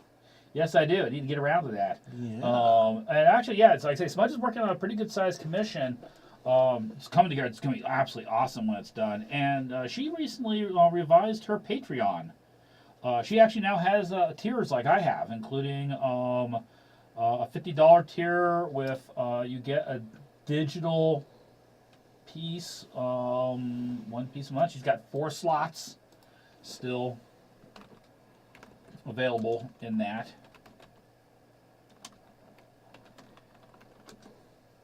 And the Cintiq is really great for her because her hand is, she kind of ruined her hand doing animation. And so she has to be really, really careful about pressure and everything like that. And She is the carpal queen. yes. And the Cintiq is subtle enough, and the pressure sensitivity is delicate enough that it works really, really good for her.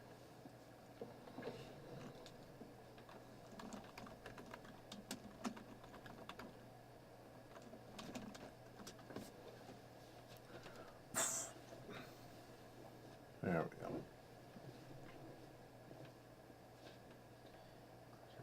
Bow tie is kind of covered by the violin. Indeedy.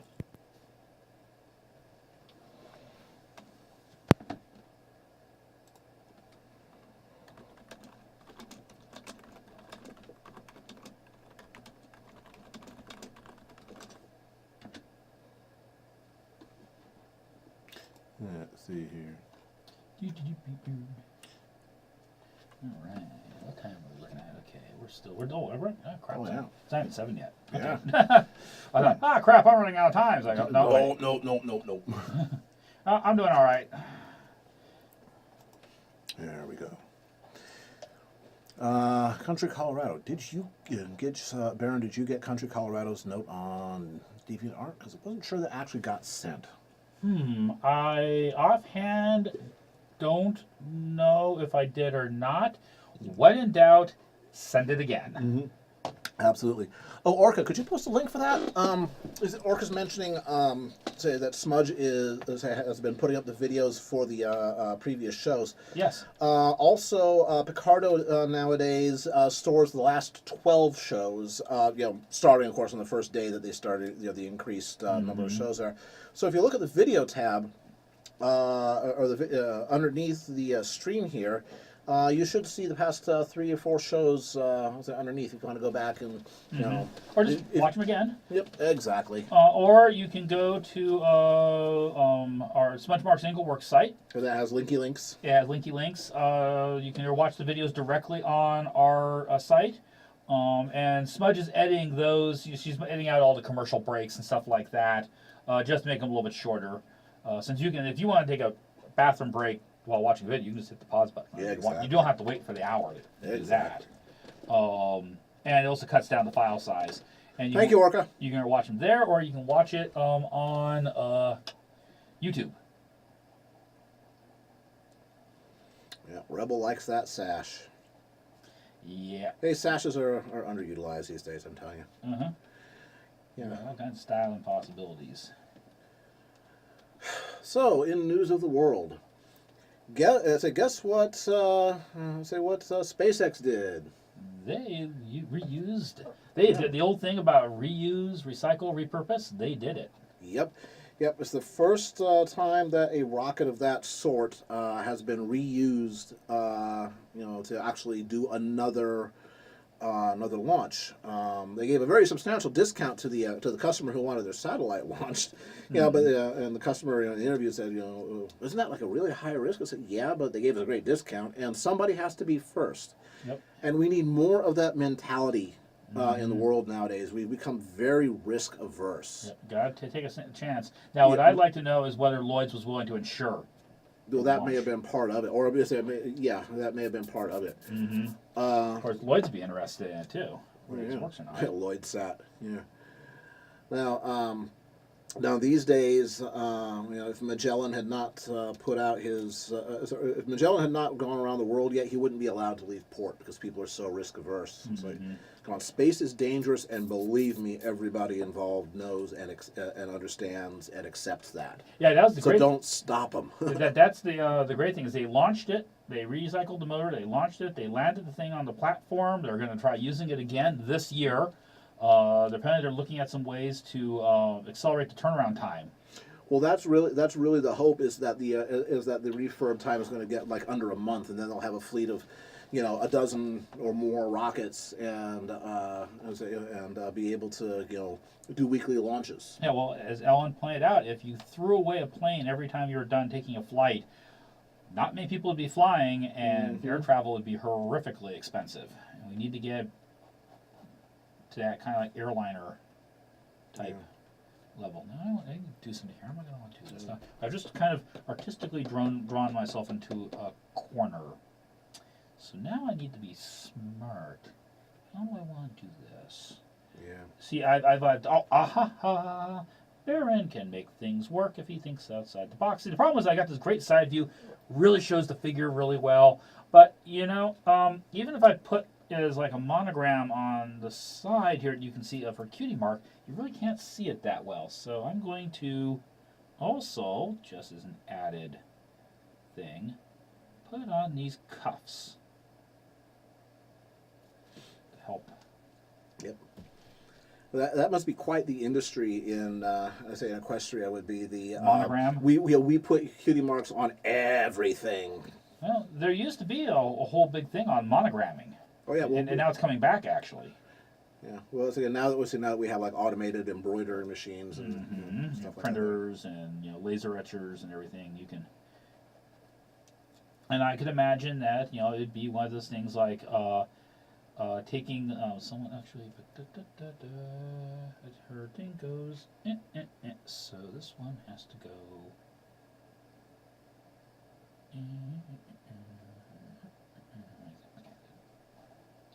Okay.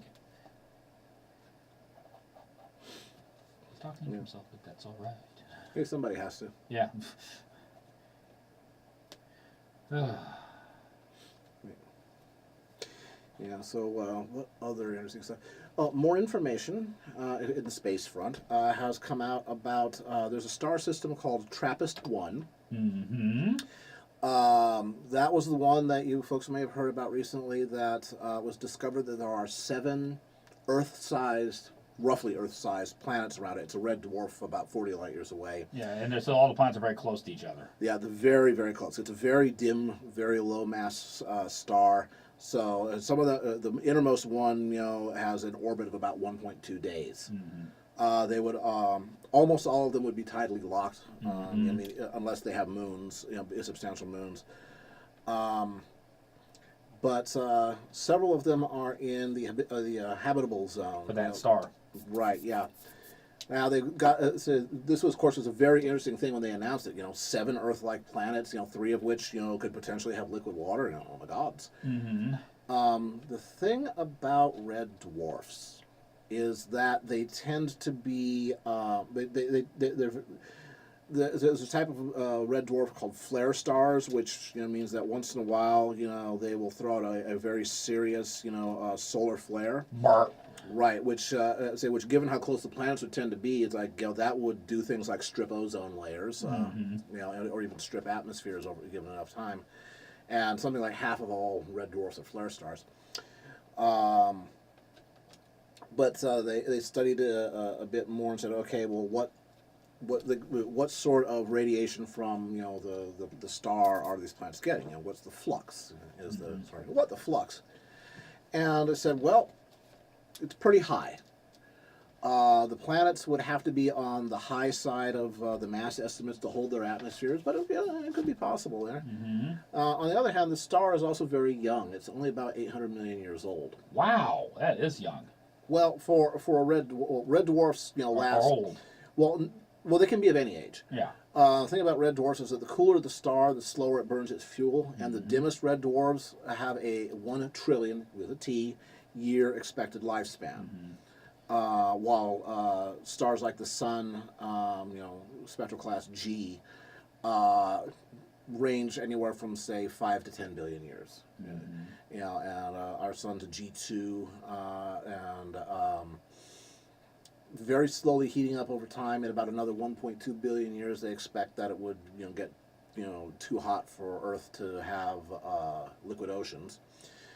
So we're going to have to move it out in the orbit a little bit. So talk to me in 1.2 billion years. If we haven't solved the problem by then, oh well, we didn't do our homework. Yeah, pretty much. It was either that or revise our astrophysics models, but we're pretty confident on at least the main sequence and how that works. But it's still quite possible that TRAPPIST-1 would be a very interesting system to look for primitive life on. Again, we only have the one data point on Earth, but that one data point said that microbial life arose almost the instant that it could. Yeah. And of course, there's other places in the solar system that are really interesting places. Again, all of the icy moons that have the oceans underneath, like Ganymede, Europa, Enceladus. Enceladus, that's around Saturn. It's just this little 400-mile diameter, 500-mile diameter thing. Well, water volcanoes. With cryovolcanoes, and it also has the highest reflectivity of any body in the solar system. It's like 90% reflectivity. It's astonishingly high. Hey, Kitsune. Hey, Kitsu. Thanks for tuning in.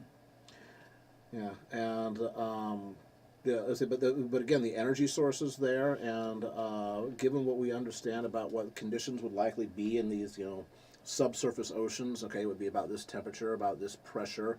We know what the chemistry is like because the water leaks to the surface and freezes, and we can see that. Okay, let's take some of the anaerobic bacteria that we use on Earth that you find like around volcanic vents, the bottom of the ocean. Would they survive? Okay, let's do an experiment. Let's recreate these conditions. This temperature, this pressure, this chemical composition. Hey, they're growing. Yep. So and if you go with the idea that anywhere life can be, it will tend to be. At the very least, there's going to be all kinds of little tiny wee beasties. Wee beasties. Our sun has been around for 4.56 something years.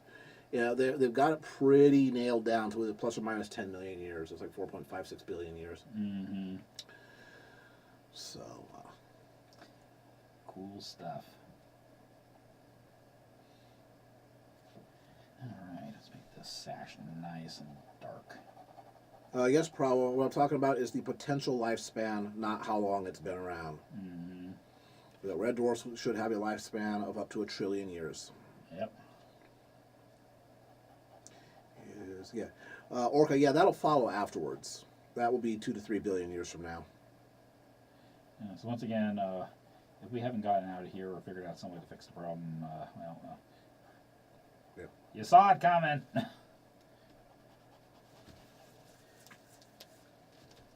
Meh, sun won't swell. I'm doing okay. Yeah, we'll just have to fill it full of anti-inflammatories, ibuprofen for the sun. Maybe it gets gout. Maybe put on a diet. Yeah. Or maybe we can do like what the puppeteers do and just move the planet.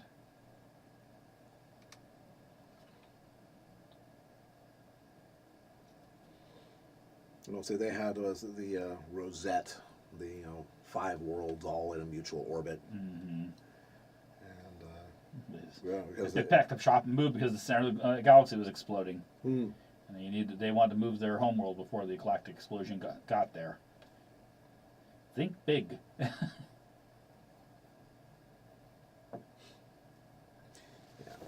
Okay. Oh, David. Hey, Sean Skunk. Spray it with sunblock. there you go. No, all it means is that somebody's going to have to, get the SPF 50 stuff and give Celestia a good rub down. Mm-hmm. No volunteers for that. Yeah. Mm. I forget who it was who made the observation on the Celestia piece. You don't put suntan oil on, you put like moon oil. Orca, it is well within the realm of possibility. Subsurface life on Europa, very well could be.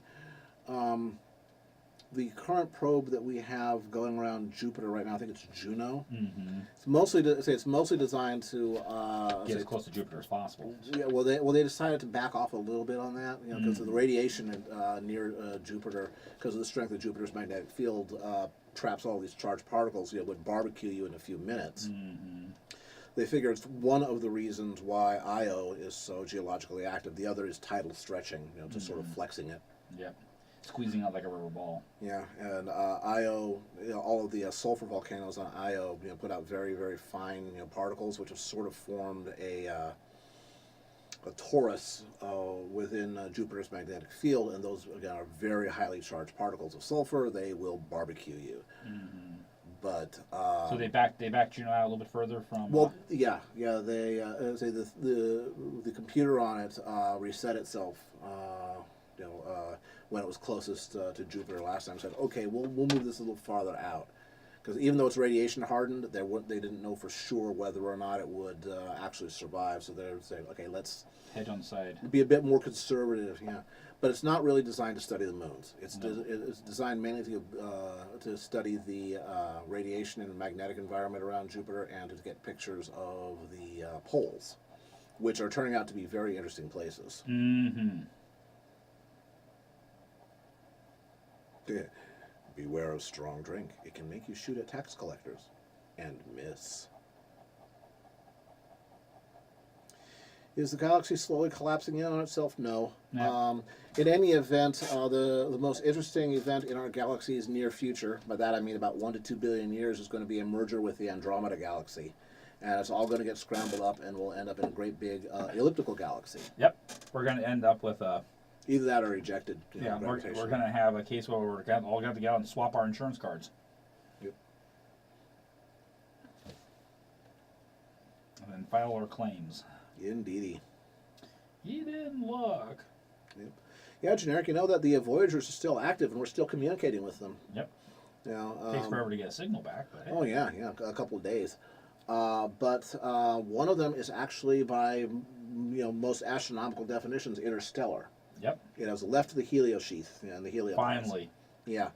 And the other one should be catching up shortly. But yeah, they still once a month download the data. Mm-hmm. Yeah, I assume they were able to do it by catching the signal off of some other, and then separating it out. So it's a very automated process now. But we're still getting useful. I wonder if any of the engineers and people involved in the original project are still alive. I think after all these decades, your project is still out there. Oh yeah, they're doing something constructive. Well, there's a web page for the Voyagers where they still occasionally talk to those scientists. Yeah, they're still around. Good.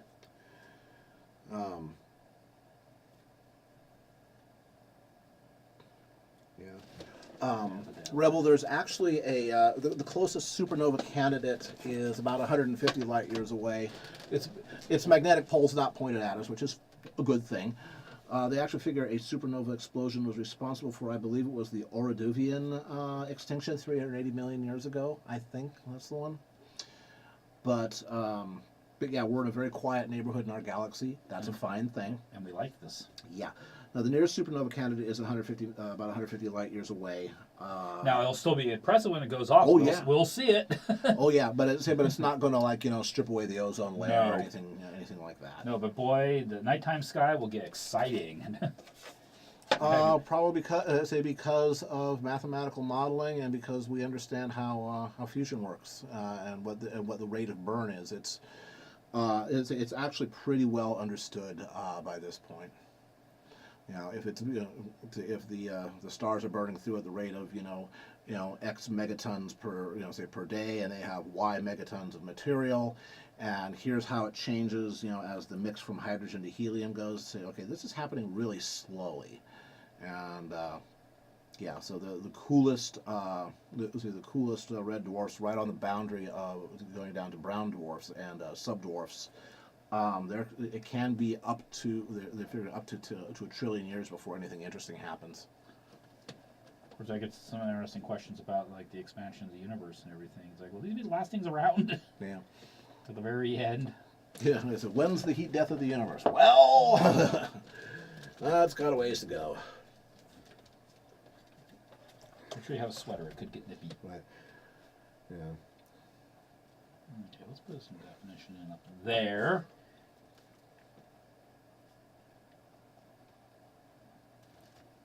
Time. Okay, I got 15 minutes. I'm still doing fine.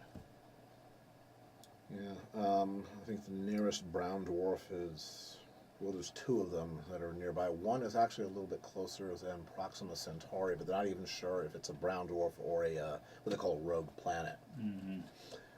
Whether the heat that we're seeing from it is is coming from fusion or just from compression heating from its original formation. Like Jupiter. Yeah. But there's another one like 7 light years away, something like that. I think there might be a couple that may be closer, but it's like we haven't verified their existence. It's speculation. That's it. Yeah, it's still a very new field. That's something that James Webb will be able to do. Once the James Webb scope is up Next year. Yep, it's going to have like 3 or 4 years where they're going to be able to supercool the electronics with liquid nitrogen. Then it'll be out of liquid nitrogen. Okay, then the electronics can't be quite as cool, but it will then have a sort of a secondary mission that will run much longer, and as long as the reaction wheels hold up. And I mean, it may actually be worth it to try and send out robotic refuel and repair missions. Mm-hmm. Great way to test that kind of stuff out, see if it'll really work. Yeah, we try that on the Hubble. Yeah. So again, Hubble's close enough that you can just do and almost they're real-time talking about possibly robotics. extending Hubble some more. It's up there. It's still working. Yeah, still doing useful science. Yeah, the big thing on the Hubble is again the reaction wheels, which is sort of a fancy way, not exactly gyroscopes, but not exactly not. As the reaction wheels are what tend to give out. But they can be replaced. Mm-hmm. The thing about Hubble is it's in a very high orbit, and we don't have. We use the shuttle, to deliver it and to deal with that. We don't have a shuttle anymore. But there's no reason why we couldn't send up something robotic to do the work. Yeah. And we are getting mentioned that we probably should make our hourly announcement about our Indeed. sponsor. Indeed. Yeah, Indeed. this drawing board that I'm working on. These erasers, not this pencil. This pencil I found in the parking lot of University Art. We would like to thank our sponsor, who is these guys right here. It's University Art in Yep. San Jose, Redwood City, and Sacramento. Absolutely. This is super high-end framing. Excellent selection of art supplies, and what they don't have, they can order. And they often have art instruction. Oh, that's something I need. Which, yeah, that's right. You got an instruction session coming up. Yes, June 3rd, if everything still goes according to plan, I need final verification from Mike. But they want to have me there for basically their trade fair, and I'll be doing a color pencil, a demo, and in either July or September. Probably not going to do it in August because that's going to be the month of BronyCon and scheduling's going to get kind of knocked around and everything.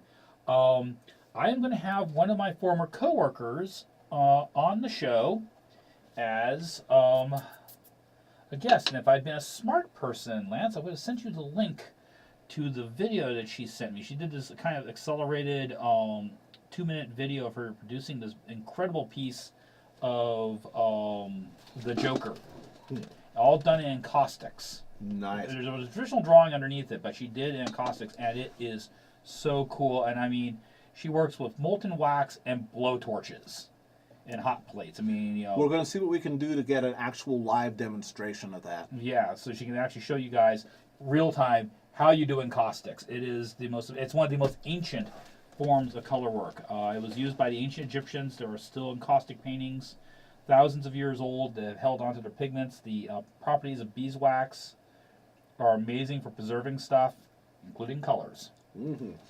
Oh, speaking of shows and stuff, the schedule for the next few weeks of of Baron's show here, we will be running a regular show next week. Next Saturday. Next Saturday. So it's not going to be 2 weeks from now. It's going to be 1 week. Right.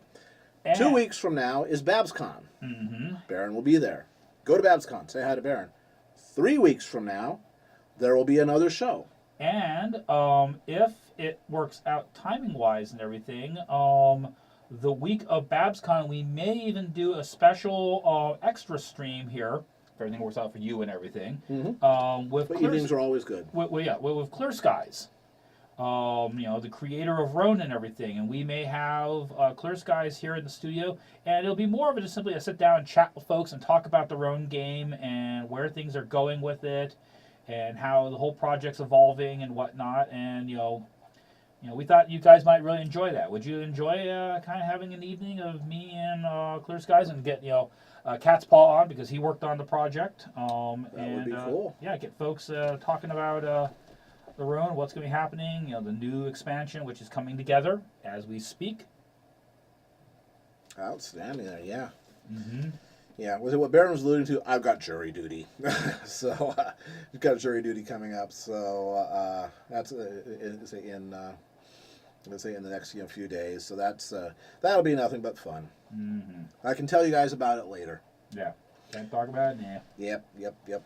Judges have an American jury system. The judges have this thing called admonitions. Okay, jurors, you can talk about this. You cannot talk about that. Don't go, hanging out with the attorneys, for drinks afterwards, etc. There are official instructions from the judge, and you got to do them. Yep. So. There's also, as you can result in a mistrial. Yeah, and juror misconduct and blah blah blah blah blah blah. And judges do not have a sense of humor about that. Not even a little. Yeah. Fun. But I should be able to tell you guys about it in a few weeks. So, what other interesting and wonderful news of the world might there be that does not involve politics? Because politics. Okay, well, this here, Cold Silver is being interested in it. Fun 64 would be interested in it. Sounds like Frank would be interested in it. Okay, so all right. Well, if things can happen and come together, we'll try and do a little Ronin. The world of Ronin. What does it mean? Now, just so folks know, we are not going to have a table at BabsCon. It's a long story. I don't feel like getting into a rant, but we did not get a table, despite the fact that we did everything by the book. Yep. Baron doesn't want to get in the rant. I'll do it for him. BabsCon, get your act together. Right. But we are going to be doing a panel at BabsCon, and our plan is to be in the gaming room at BabsCon, and we're going to be running road games, pickup games and stuff like that. So if you want to come on in, see how the game really works, not just read about it and everything, but see how you actually do it, and play a pony, diesel punk, pulp adventure world. This will be your chance. As we're trying to get people stoked and excited for the next project, which will probably kick off in 2018. We're using 2017 to get. We've learned from the first book, and we're not going to make the same mistakes again. And we're going to have everything lined up and in place this time a bit better before we actually do the crowdsourcing. So. Yeah, and I will have to admit, folks, I am really, really happy the support that Smudge and I have been getting through the online store, because one of the things I was really kind of sweating bullets over was the fact that I was expecting on doing BabsCon, and we were going to have a table, and a table at BabsCon brings me in about $1,000 in sales that weekend, and that money was suddenly not going to be there. There's not going to be an art show at BabsCon, so that was like another $300 or $400 that wasn't going to be there. Now, Earth Pony Creations does have a table, and he's going to have my work, and there's going to be at least 2 new pieces that he's going to have at BabsCon that are new, that have never been done on his laser engraved wood. Snow Frost's home from season 6 is going to be there. Queen Chrissy's hive/clubhouse is going to be there, and there may be one more piece. It's not going to be an architectural piece. It's going to be kind of like a botanical drawing of the Tree of Harmony. I'm kind of studying up on 19th century botanical drawings and seeing how they laid them out and everything, so I can create a drawing that looks appropriate to being for it.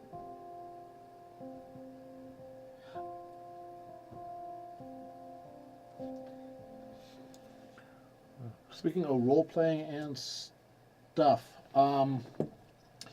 so I imagine that so Robert's going to be probably running several games in the game room. That's like pickup games. That's the idea. We want sit down, grab a character. Yeah. You learn as you go. Yeah, learn as you go, and basically have just sit down, run through maybe some simple scenarios and say, okay, here's this. We're gonna do this little engagement, and we'll see how it goes, and we'll expand from there. We're gonna get feedback from folks. There's been some folks who've been actually doing some pretty cool reviews. Actually, Clear Skies, can you put the link up to that one group that's been doing the Roan scenarios and posting their results? Because you sent me the link a while ago. And I think folks might find that kind of cool. Once again, getting some real world feedback from people on, not just looking at the rules and saying, hey, this is, looks really cool, but I've actually played the game and I'm liking it. But here's how you can even improve it even more.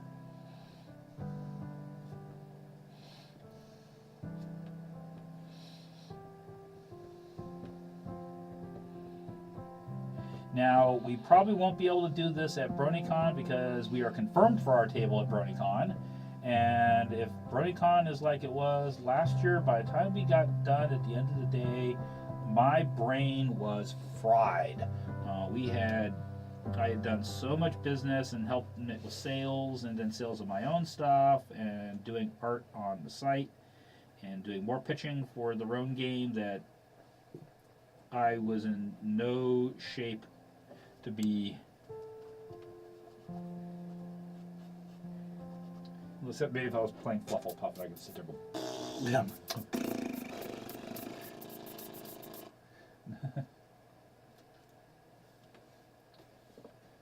Okay. Yes, it is the most terrifying clubhouse in all of Equestria. Watch out, you'll put an eye out on it. That is scarier than Pee-wee's clubhouse. I meant to do that. That's my name. Don't wear it out. Okay. And it is basically coming up on 7:30, which is time for my break. And I was able to crank that out for you cold. I hope that that works for you. Oh. From the sounds he's been making, I think he's going to be pretty happy about that. Yeah, we can hear the squeaks and squeals from here. Well, that's the idea, because if they're really happy and ecstatic, then they remain my patrons, and then I get something that helps me. Yeah, money make food. Money make food, yes. Elf needs food badly. All right. Yeah. Well, Rubber Vixen, any word on yours? What's that? Rubber Vixen bottom. Oh, yes. I got your message. I'm willing to do that design rubber, but I'm not going to do that on the stream because there is some interesting perspective on that. And that's going to take a little bit more time to do, and I don't think I can hammer that out. Okay, I'm going to be completely honest here, folks. When I do stuff here, I select concepts and ideas that, for lack of a better word, I know I can pull this off. I nailed that down on the first go, except for having to make an adjustment on the violin. I know I can make this happen. Sometimes when I'm doing stuff home in the studio, I'll go, oh no, that's no good. Rip, Yeah, throw. toss. And, for lack of a better word, no one likes watching people throw away stuff. So I deliberately choose concepts and ideas for these streams that I can pull off that I think you folks are going to find fun to watch. Rubber Vixens has got one that's just going to take a wee bit of thinking through before I pull that off, because there's a lot of foreshortening, because they're kind of looking up at somebody and they've got their foot on you. Ah, yes. So, Okie dokie, folks. Well, we will see you guys in 5 minutes. Go stretch, go be biological. Yes. We're going to go stretch and be Be biological. biological. And like it says, we're back. Back with fresh baked banana nut muffins. Thank you, Brian. Mm-hmm. Yeah. Tasty, tasty. Yeah, how did Brian feel? What type of muffins are these, Well, you don't know until you bite into it. Mm-hmm. And by then it's too late. Made. Too late. Derpy would be proud of these. Yeah. No. Alrighty. Okay. So, Foxfire is also one of the riders in Rome, so yeah, make sure harass the heck out of him. Yes. Alrighty. Did some good work. So what do we have for the next hour? Next hour, I'm going to do another Patron commission. I'm actually going to. I owe McClaw a couple backlog things I need to get done for him. So I'm. Do we have? Did I see Tebow? Hey, Tebow. Tebow. Hey, T. Hey. How's it going? Yes. Welcome aboard. By the way, Tebow, first of the month, send me your Patreon reward. You don't get. If you guys, the one thing, any of you guys who are my $50 patrons, I draw a picture when you send me information. If you don't send me any information about something, I'm not going to pester you guys. You're all big boys. You're all big girls. You know how to do this stuff. And be quite blunt, I'll take your money if you want me to, but I like to work for a living. So send me your requests. We'll get things done for you. And like I said, I need to work back through on some of McClaw's stuff. And I have to double check something here on my phone, make sure I got the information, because he resent some of it, so I would have it. Actually, let's do this on my, I can use it on my iPad. It'll be a little bigger and easier to read. Getting old, these old eyeballs. Yeah. So, do you need a refresh on your pina colada? Sure, what the hell. Alrighty. I'm not driving. Because we like pina coladas. Not so much getting caught in the rain. Nope. Okay. Where did that go? I had. Yep. All right. Well, actually, so you can earn your keep by passing me The pineapple juice. pineapple juice. Okay. Pineapple juice coming over. Pineapple juice. Pineapple juice. And there's some. 1, 2, 3. 4. Yeah, I know, but I've got stuff that's backlogged, and I am still working away on the patina pillow design. Sorry if I'm suddenly being very, very picky, but she's being very, very chatty in my head, and if this is going to be merchandise that people are going to be buying, she wants to make absolutely certain that it looks as awesome as possible, because, well, she's going to be on it, and, well, if anything, she's a bit on the vain side. A bit. Oh, just a little bit.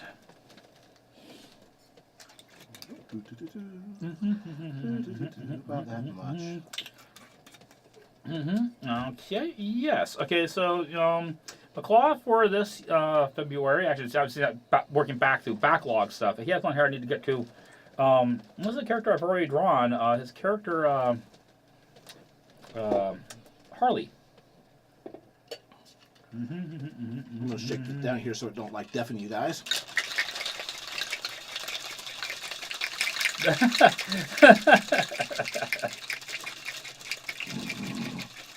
Alrighty.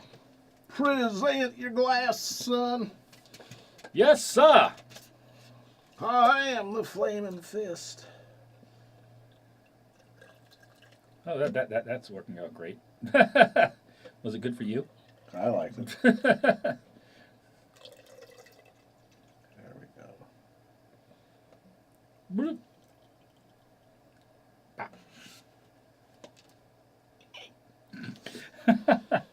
Okay. So we're looking at 2 figures here.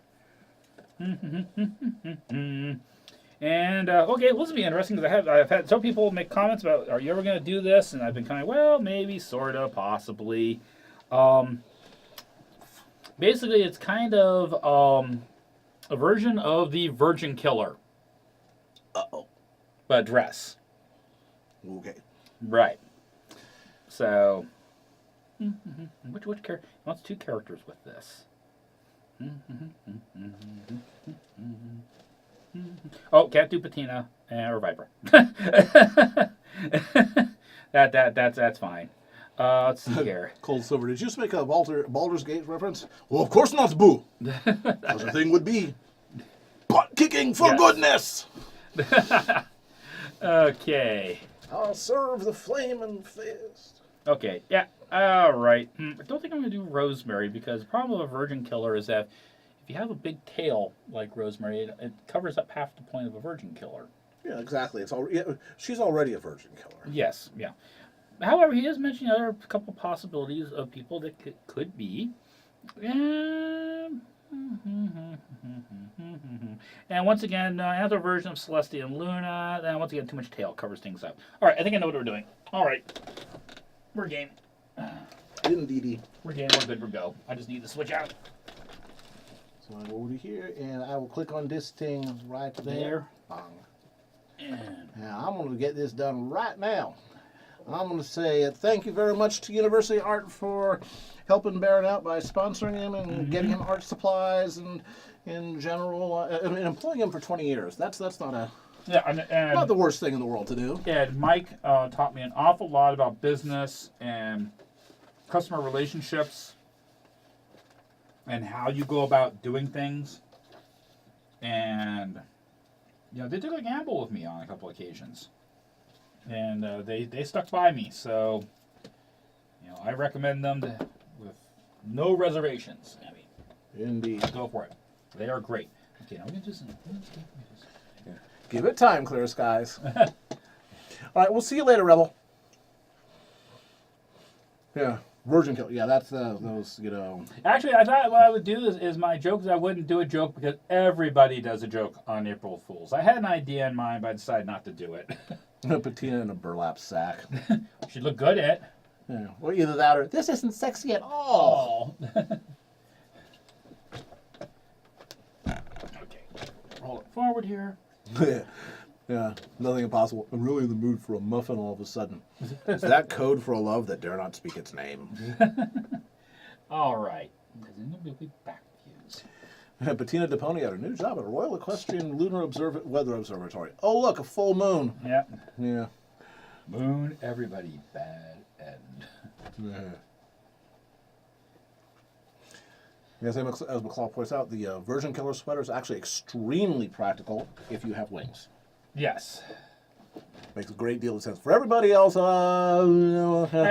Japan, don't change. And of course, the idea is that originally you were supposed to be wearing something underneath it. That idea lasted all about 13 seconds. Just give her a day. Everyone in Canterlot will be wearing burlap. Yeah.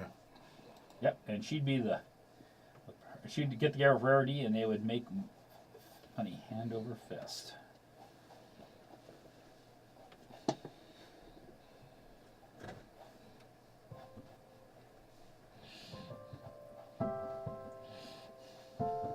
Now this isn't actually a Virgin Killer sweater. This is a Virgin Killer dress that we're doing here. So this, imagine your low black slinky cocktail dress, low black dress taken to extremes, and that's what we are dealing with here.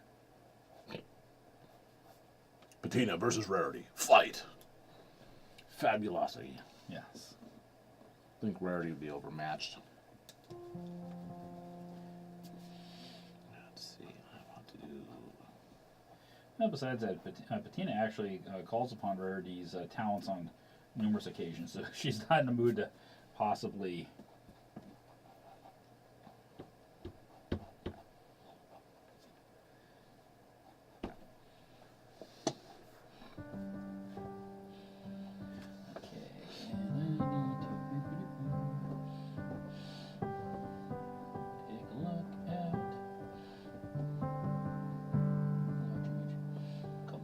Thank you.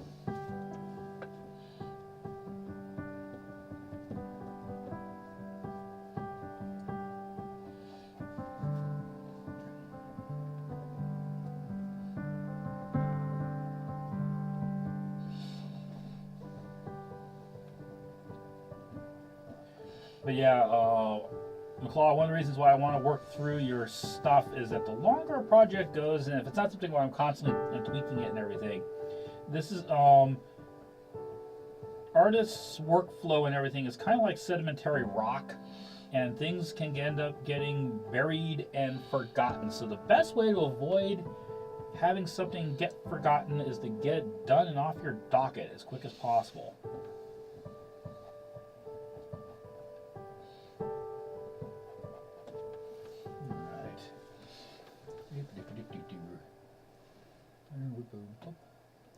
Alright. Trenderholf was such a hilariously clueless character. Yes. Yes. The misunderstood, the underappreciated. Points right at Derpy.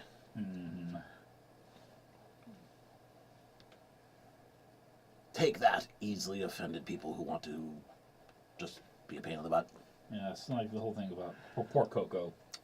See you later, Octavia. Alright, thanks for dropping by. Play some Darude Sandstorm. No. I actually don't know how to play many, quote, pre-done songs, say songs. I just, oh, there's a chord. I'll arpeggiate it a little bit. Well, that chord's kind of related to this one, so I'll go to that chord next. And it's just random stuff. Yep, she's definitely taller than the other character. Okay, I'm doing this right.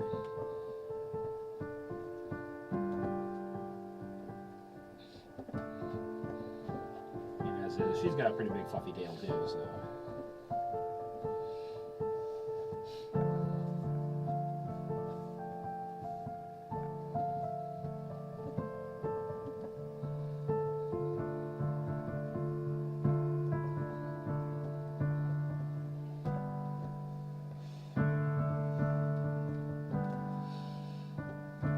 And this is an actual evening out into town, so we're going to give her a bit more sensible heels than completely crazy stilettos.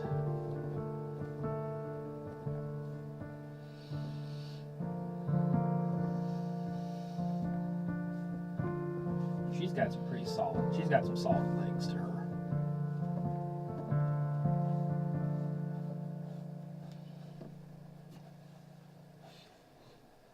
Never gonna rickroll you, never gonna let you down. Working on it, Clear Skies. Working on it.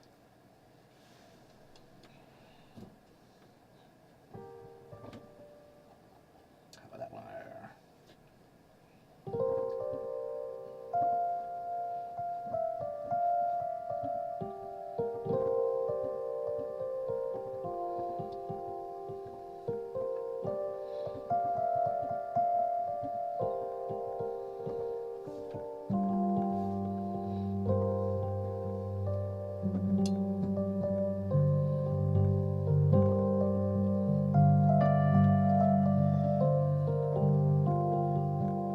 Hey Baron, some fan art for you.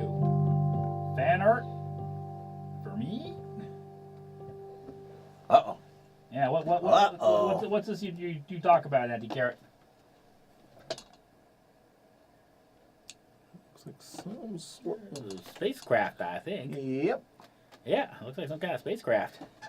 Yeah, the monitor is kind of wonky because it's turned on its side and it's an old TFT monitor. So Yeah. I'm trying to heck like that, yeah. Nice. Yeah.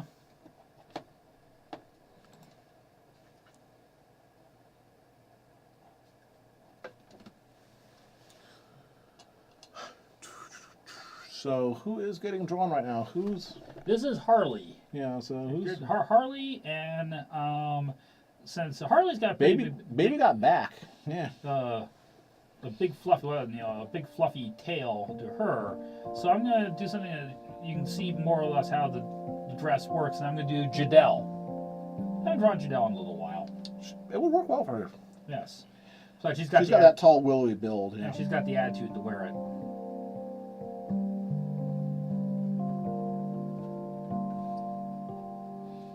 we're doing spaghetti straps on the back of this thing to keep the mouth out. So we don't even have the big neck cuff up here.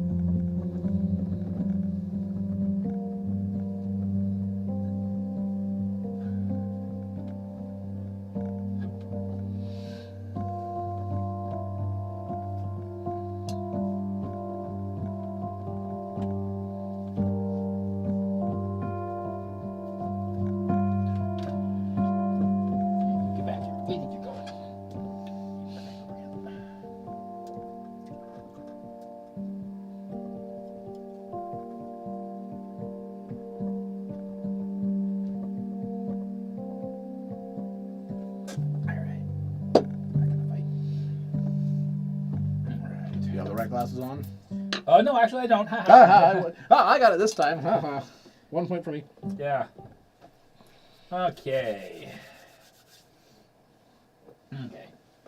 Got the basic rough stuff in here for Harley. I can come back and tweak on that in a moment. Just want to do a quick kind of setup on how our markings are doing. And then she's got the black hair tips, and those actually need to be a wee bit longer. Okay. All right. So we're doing Jadell. That's the next one up on the. Funds, I have no idea. All I do is improvise. Well, maybe something from the past. I don't know. I just sort of throw related chords and arpeggiate them a little bit. He's kind of doing the Jackson Pollock of music. Yeah.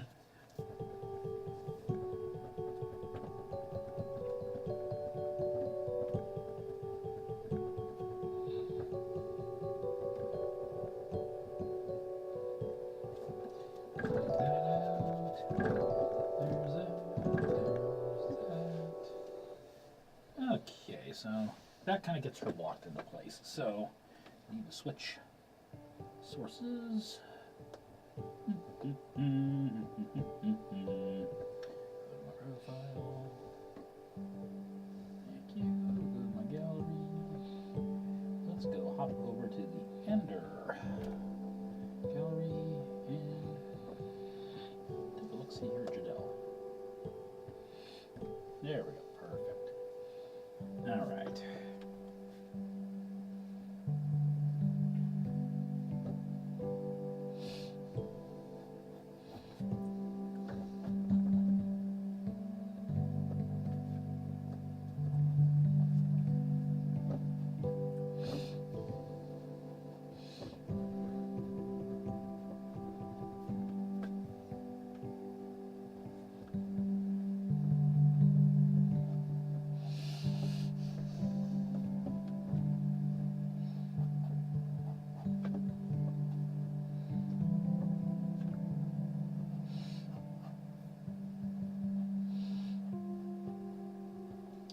I always forget going on the different.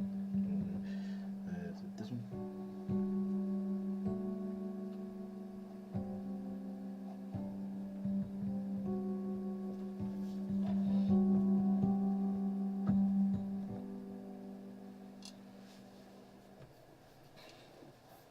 Marker on the ground. That's where the ground plane is. I don't have her feet going, her hooves going lower than Harley's.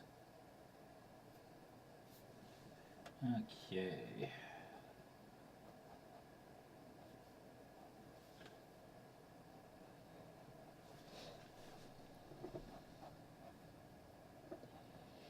A lot of piracy in this drawing because it's all about booty. Arr. Yarr.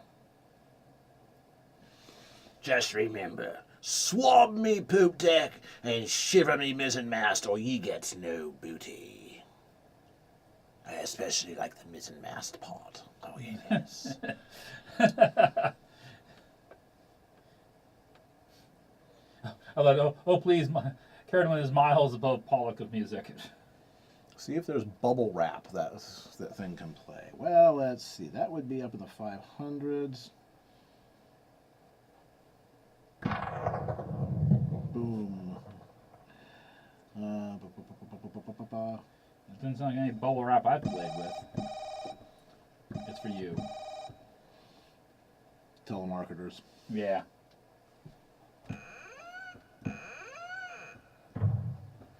It has a few sound effects here and there. Oh, there's one called Bubble. Got your bubble for you right here. Reginald's got something of a bubbly personality. Mm.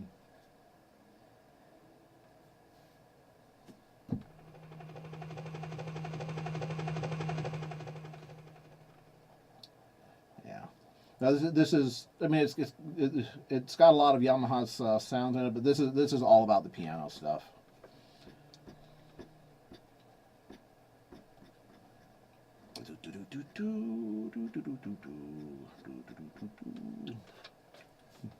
Stereo choir.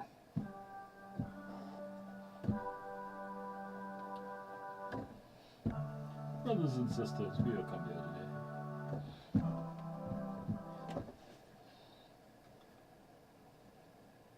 Voice ooze. Ooh.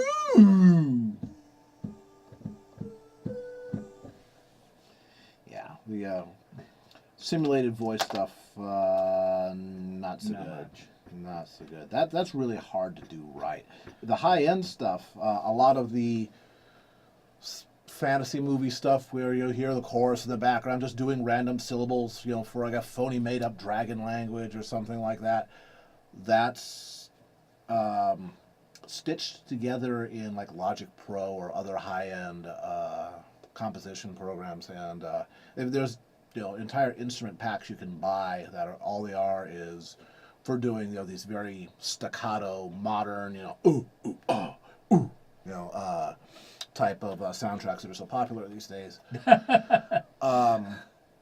But again, a lot of those are just okay, chorus guys, go say ooh a lot. Okay, now go say a lot, and it just gets stitched together.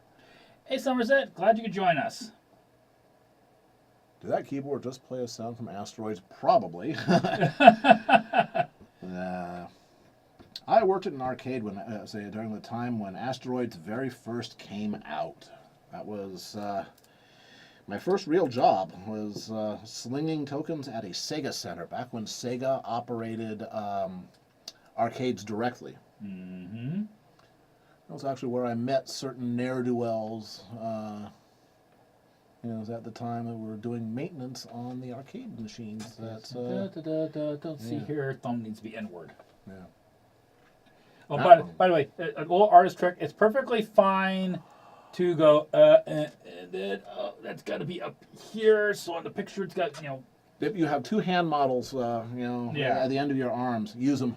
I- hands are hard. Yeah, but you got some right there. Yeah, I don't have one up at the moment, but there's been several times in my studio where I've had a mirror mount on the wall near my drawing table, so I can just look over and go, Make faces. Yeah. and try to get emotes. And again, there's a whole bunch of like stills and photography of various professional animators with their mirror, just making faces at themselves. And Right. is this like make work for people who are challenged? No, they're animators. Like I said. Yeah.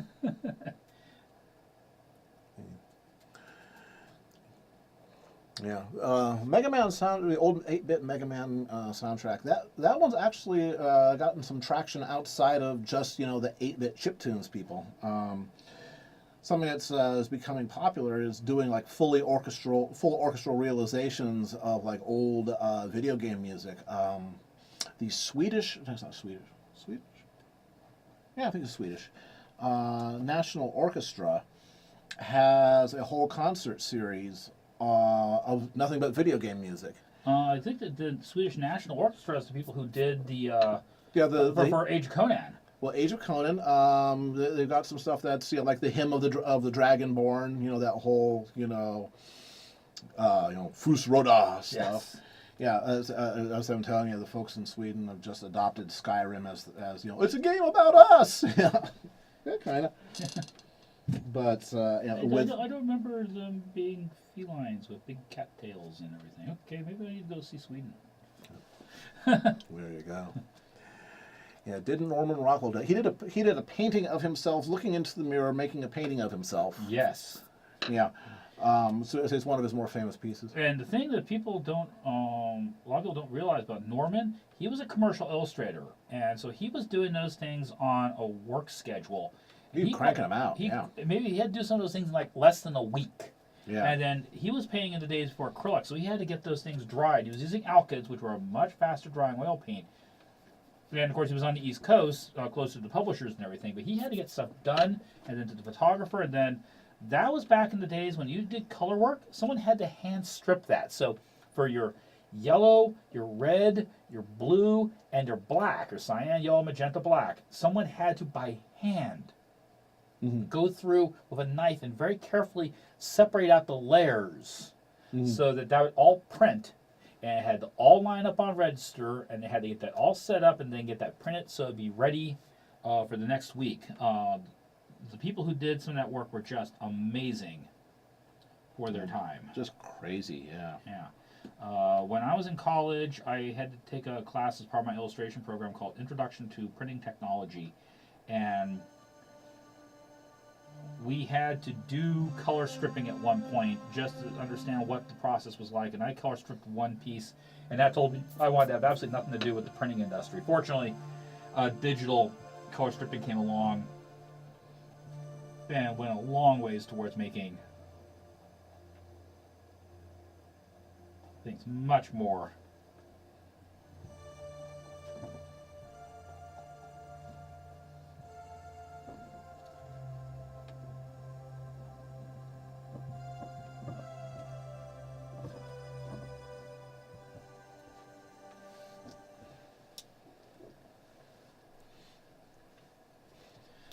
there was Don't get Cat's Paw started on pre-press stuff. yeah. That's kind of what he sort of does for a living. It is what he does for a living. Well, not all of it, yeah. Yeah, but Well, there's layout, then there's pre-press, which is not quite the same thing. yeah, but Cat's Paw DTP, digital. Desktop publishing, yeah. Yeah. Because people still call it desktop publishing, even though it really kind of sort of isn't. Yeah,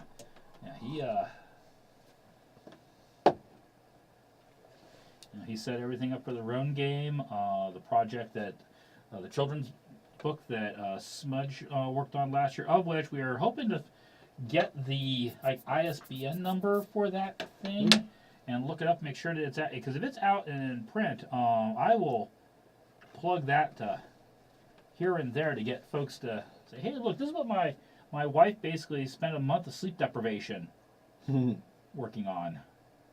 No, for that matter, Cat's Paw he laid out the book, and towards the end when we were doing, he was doing the revisions and everything, it got to be pretty, he did the old, took one for the team, getting that thing out for the client.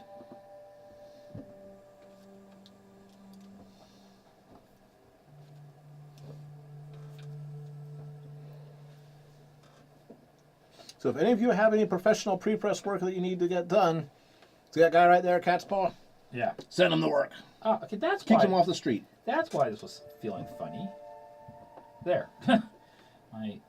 I had a stub of a piece of lead that had gotten stuck in front of a new piece, and I couldn't figure out why the lead, Kept wiggling, yeah. Well, no, it didn't feel wiggly, but it felt scratchy and it didn't feel correct. It's a hard to describe thing, but I knew that something wasn't quite right with the pencil, and then all of a sudden, clink, it just rolled off the end of the tips. I went, oh, okay. Yeah, that feels better. That feels much, much, much better. Sorry, I put two little back hooks there. Where she's cloven hoof. Thoughts on extended versions of Jackson's Lord of the Rings film compared to the theatricals? Mixed bag. Being a slobbering Tolkien fanboy, I will always say that more is better. But 13 hours for the whole Lord of the Rings trilogy. Never mind, The Hobbit. 13 hours for the whole trilogy is asking an awful lot of an audience. Yeah, and there was some cases where the extended gave you more useful information, but at the expense of pacing. Exactly. Well, you have to take in the theatricals first, and then when you're watching the extended versions, it's mostly for the moments rather than the whole flow. It's like, oh, there it is. Okay, they didn't put that in. Oh, that's so cool. But it wouldn't have worked if that was the first version of the film you saw. Yeah, I mean, as it was the theatrical versions, 2.5 hours long each. That was a bit of a marathon. Yeah. Yeah. Make sure you go before the movie starts. Yeah. But yeah, especially Return of the King. Return of the King, the director's cut was like 3+ hours. Yeah. Well, yeah, of course, that's one of the problems that Lord of the Rings had, is like even just as a book. It had like 3 or 4 different endings. And Tolkien couldn't decide which one, so he just did them all. Where do you end the book, Yeah, it's Aragorn gets hitched, no, okay. Saruman gets his ass kicked, no, okay. Frodo goes away over the sea, okay, that would be a good. No, wait, we got Sam. Yeah. And then you have Appendix A, B, C, D, E, and F. And the appendix was as long as some novels at that time period. Well, yeah. Well, again. Of course, he was a scholar. He took notes. Well, the whole point, the whole point of Lord of the Rings was that it was an exercise in world building. Characterization was the plot was secondary, and characterization was a distant third. Because the thing is that if you take a look at go take a look at Fellowship of the Ring and read how the characters, particularly the hobbits, speak. A little bit Cockney there, and they retain that whole countryside, accented, very simple, very plain. By the time you get down to the end of Return of the King, even Sam is, speaking forsoothly and biblically, with wherefores and whither thous, and it's like Tolkien. It feels like Tolkien's like, okay, I got into that. I'm writing some more. They have to say an epic thing. Okay, Frodo says an epic thing, and then Aragorn says an epic thing, and then Sam says an epic thing, and loses track of it's Sam. Well, of course, you also could argue because Sam's been running around with Gandalf, except that he wasn't. Yeah. They got separated, really early. This is true. I can see where Pippin and Merry. It could be more of a case because, like I said, they were hanging around all these, Rohan and Gondorans and everything, going, okay, yeah, Hello, box. You'll pick up a certain amount of the local flavor. Yeah, except if you take a look, where were the characters, And by the end of Fellowship of the Ring, again, Frodo and Sam and Gollum were off on their own little trip, and with a very brief exception when they were hanging out with Faramir. That was like one night. Not enough. Yeah, they were off on their own. There was no opportunity for them to get all cunning linguistic. Yes, I went there, but it's just again, if Tolkien was writing nowadays with like word processors to make it easy to go back and re-edit things, he was a hunt and peck 2-finger typer. And he finally had to because he couldn't afford to hire somebody to do his typing for him. So it's like the first draft was, or maybe at most the second draft was the final draft. And one of the things that you do as an author to maintain consistency in voice, when you finish your first draft all the way through, sit down with a book. Pick out a character, pick out, Gandalf. Then go through and sequentially read every scene in a row, in one big reading through, where Gandalf speaks, and read the words out loud. Make sure it sounds consistent, that the character always sounds like that character. And if the character changes, well, it better, the change had better be something that you put in. Okay, we've read Gandalf. Now we're going to go through with Saruman, another wizard, but very different in personality. Go through and read his dialogue aloud. Sequentially, pick out every scene that Saruman is speaking and read his dialogue aloud. Does it always sound like Saruman? And does Saruman not sound like Gandalf? Okay, next character. And that's how you get consistency in voicing. That's how you preserve, the integrity of the characterization. You have to go back and review one character at a time. I mean, I'm having enough of that in my Dreamscape stuff, trying to post, keep Apple Bloom. Remember, this is how Apple Bloom talks. And the fact that Apple Bloom's vocabulary is evolving because she's spending more and more time around Luna. Yep. But she still has some of that quaint, just farm charm. And Luna has no interest in changing that. Yeah. She finds it very refreshing in court. McClaw says, I realize Harley's tail isn't always drawn right. Could you put more of a powder puff at the base of her tail? A bit more rounded out, more kind of like or you're talking like undertail fluff? Belly tickler. It is a bit more of a fluffy thing. Let me just taper out that tip, and make not quite so pointy, and make it more of a poof cotton blad there at the end. It looks a little bit more like how this particular reference drawing reference sheet he sent me. Yep. Is like. I won't be able to get all the shading done on both these because it's two figures, but I at least want to get Harley, and then I'll work on Jadelle. Yep.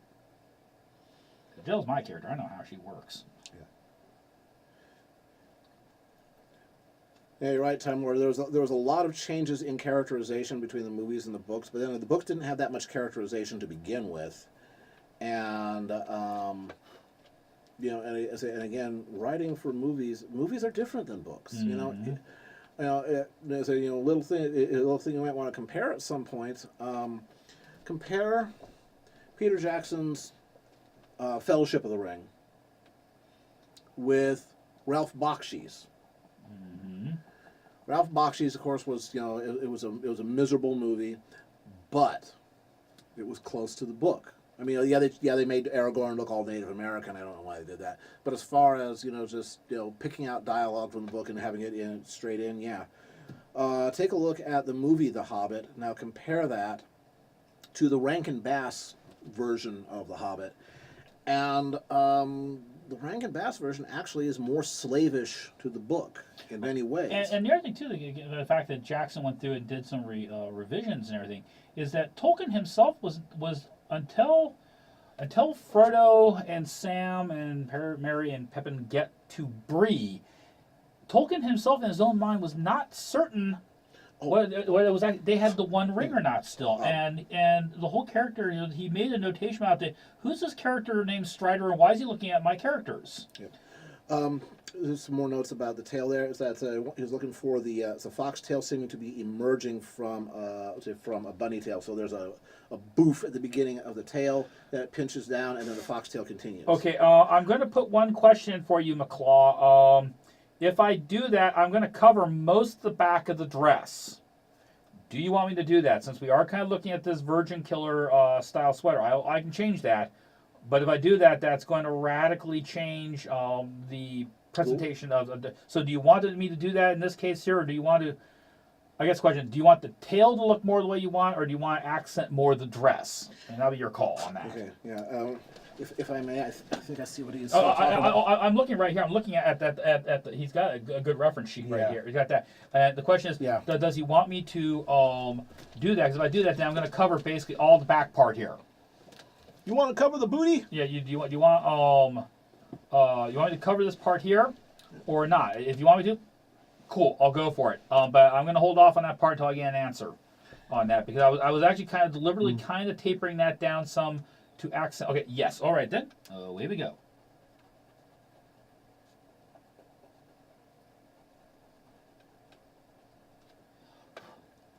Butt lump. Yeah. Yep. He says yes. Acceptable. Yes, I saw the.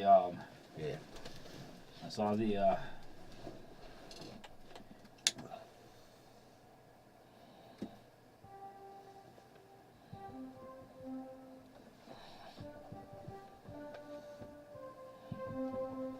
That's also the reason why I'm focusing on working on Harley here, because that's his character. Yep. And he knows that character better. So now's the time to fix and correct. So a little bit more kind of like that there, and then that just goes out even further. Yep. Like it says, Harley wears the VK to show off her back, not her butt. Mm-hmm. Yeah. So, Somerset, thoughts on animated Lord of the Rings Hobbit films? The Hobbit stuff, it's the Rankin Bass stuff. The visual style is best described as grotesque. Again, the whole Gollum as a frog, and the whole. Well, Rankin Bass has its own visual design language. And it's certainly not what I would have picked. That being said, it is internally consistent, and it kind of works. And I did like their design for Smaug. Oh yeah, I liked their Smaug. Their Smaug looked. Oh yeah. Oh, he looked like he belonged on the cover of the the Dungeon Master's Guide. Yes. Yeah. And they did some very good job with voice casting and voice characterization on a lot of the characters. I could have done without Glenn Yarbrough, the singer. The greatest adventure. Yeah. So McClaw, is this a little bit more what you're looking for around the tail here? I'm gonna go work around Jadel a little bit. Yep.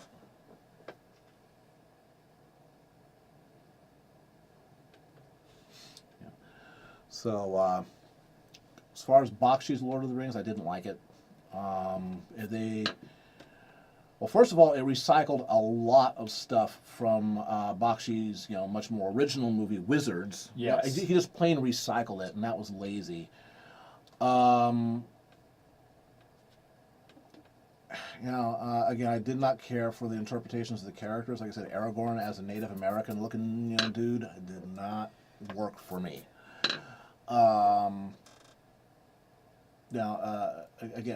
We'll say nice try, but I don't go back and rewatch it. Let me put it that way. Much better. Okay, excellent. Yeah. That's part of the thing with when you're taking commissions or paying gigs, is the person paying the bills. You have to listen to what they want. Yes, I hear people talk about, I don't want to compromise my artistic vision and everything. That's fine. If you don't want to compromise your artistic vision, don't take their money. Yep, The it's their artistic vision. Once they may ask you for your feedback. They may say, I want to see your take on something. But if the client says, look, you need to change something, you do it. Don't whine about it, because they're paying your bills. Yeah, they're right, and that's the way it is. 'Cause, Yeah. This is his character. Yeah. Mm-hmm. Let's see if I can. Harrison does look like John hurt. it hurt. It hurt just a little bit. Yeah, well, part of it too is that there was an awful lot of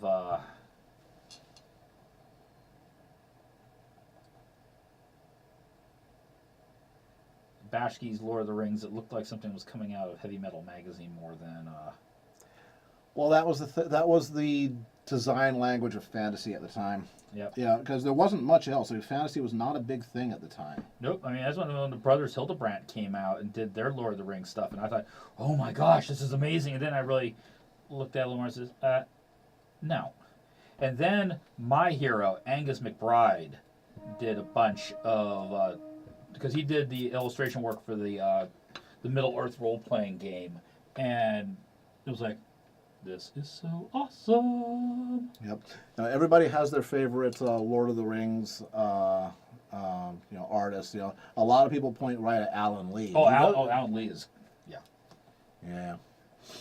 Now, Tolkien himself did watercolors, and so if you take a look at some of the additions to Lord of the Rings, they have he mostly did landscape watercolors. And again, he was very much a hobbyist. Yeah. But that's what was in his head. Yep. You know, what does Hobbiton look like? Well, by definition, Yeah, the thing I find interesting, especially now that I've been following Indian Idylls, The Great War, is you look at Mordor, and then you look at the Psalm in 1916, and you go, yes, this is where Tolkien got his inspiration for the lands of Mordor, was the Western Front in World War One. yeah. So, you know, Tolkien was in the trenches, quite Yeah. literally, and that was where he got a lot of his, you know, I need to write impetus. Mm-hmm. Rankin Bass's Return of the King. Ugh. I do not know of which you speak now. That's one of the weird things about Lord of the Rings is that the rights were assigned to these different companies with some incredibly poorly and vaguely written contracts. One of the reasons why it took The Hobbit so long to get done, Peter Jackson's version of The Hobbit, is because Rankin Bass had a claim on The Hobbit. They also had the rights to Return of the King, but they did not have rights to Two Towers or Fellowship. That's why Rankin Bass, only did Return, and that's why Ralph Bakshi ended his take on Lord of the Rings at the Battle of Helm's Deep, because he didn't have any rights to Return of the King. Rankin Bass did. Yeah. It's this mess. And that's incredible why mess. for long it took an awful lot of convincing the Tolkien estate to let Jackson do the 3 movies, because they had gotten kind of burned. Clear skies. In Jackson's The Hobbit, Benedict Cumberbatch does Smaug. In I forget exactly who it was, but it certainly was not James Earl Jones in the Rankin Bass Hobbit. In fact, I think they did some octave dividing on that. He was actually a Western actor. Yep. Awfully well spoken for a liar and a thief. Yeah. Well, thief, I hear you. Smell your air. And it was also the fact that they did the whole thing about making him, a bit hairy, looking kind of like a big cat, which has, Tolkien talks about him, rumbling like a big sleeping tomcat. Yeah. I thought that was kind of a neat. Let's see. I think actually part of the problem I had with Smaug in the Hobbit movie was that he was on camera too much. I think they extended out too much of the time inside of the mountain with Smaug, and that kind of I think kind of diminished. In fact, you just got these little snippets of him in the book, kind of made him kind of mysterious.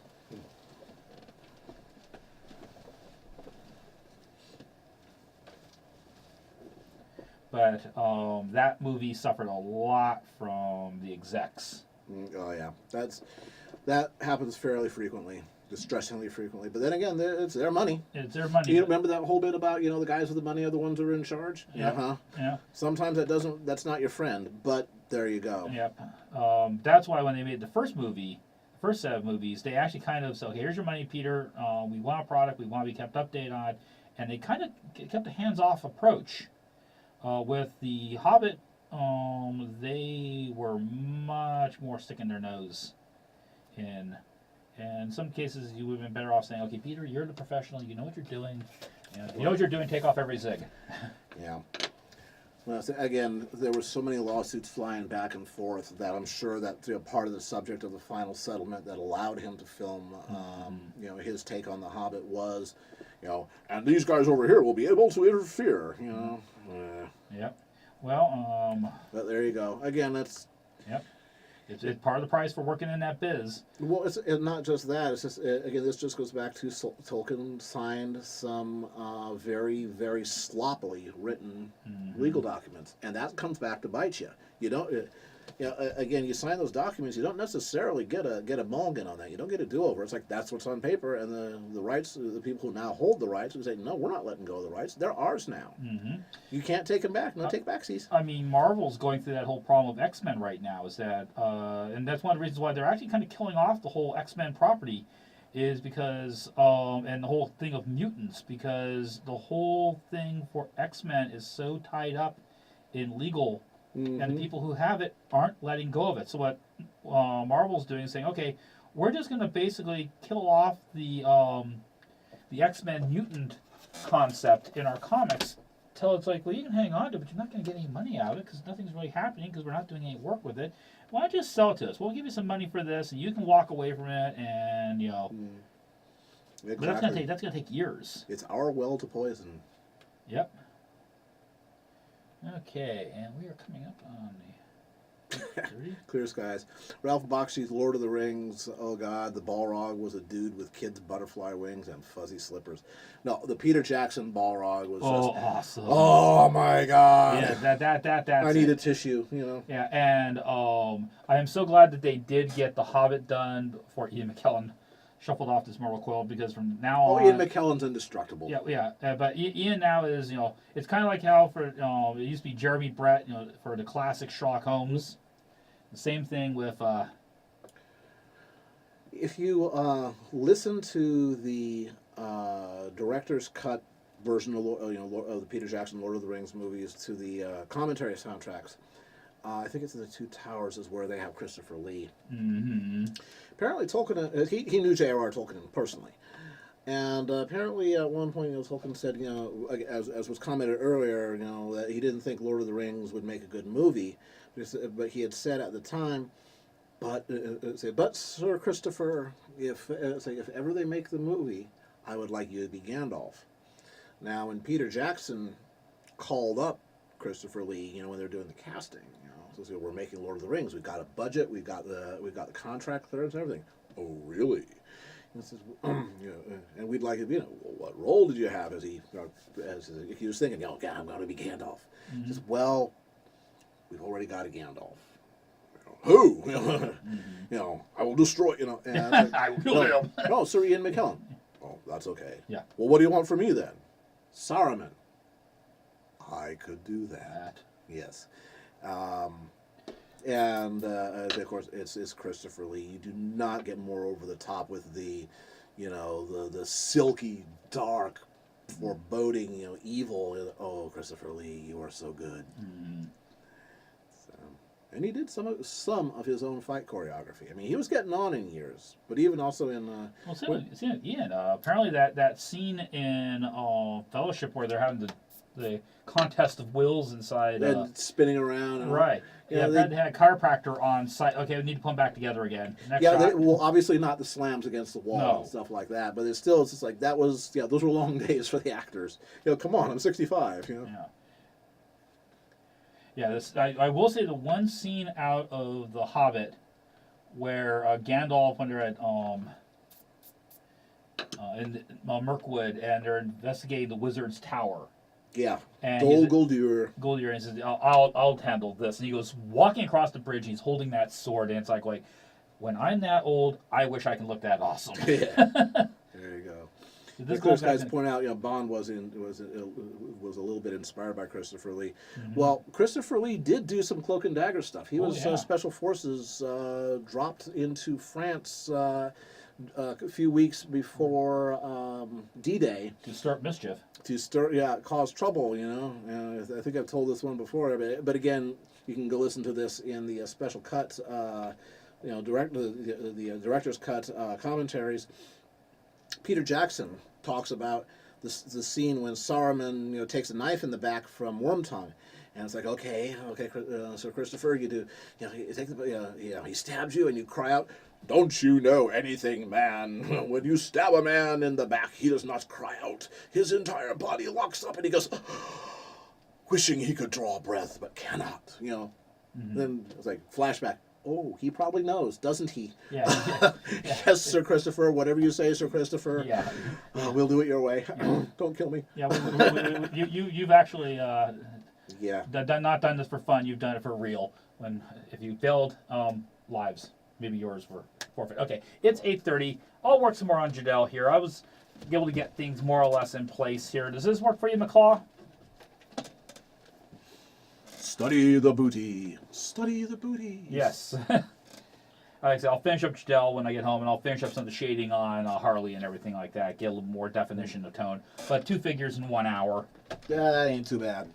You can stick a fork in that and call that one a pickle. Yes. All right. That was invented a new phrase. Yep. Alrighty, folks. Oh, you're studying the booty, all right. Yeah. I got an A. So, anyway, we will be back then in. You know how many? You guys are veterans of this now. You know what to do. Yes. So, See you in 5. and we are indeed. Yes, we are back. Time for the final hour. Let's do this. Yes. Yep. Let's do this, little dragon. Yep. And there's been some mention of Trollestia being brought up, during the course of the evening, and this being, April 1st. Well, that sounds like it could be something that, I've gotten the 2 Patreon pieces more or less done that I wanted to get taken care of tonight. So I kind of like the idea of a Trollestia. Let's do this then. Yes, the only question is, who is the victim? I think Twilight. You think Twilight is an obvious answer. So is Luna, of course. Yeah. First, she could all, or picking on some poor random, guard, say who always are the recipients of the pain. Yeah. Shiny. Shiny, yeah, shiny. Yeah, totally. Totally. Yeah, sure. Yeah. Keanu Reeves as Shining Armor. Yes, I kind of like that. I never put it up on Twitter, but I was talking to Dave. Is saying cat's paw about as much as I really the movie in 2017. What I'm waiting for is the live action My Little Pony with Princess Celestia, done by Samuel L. Jackson.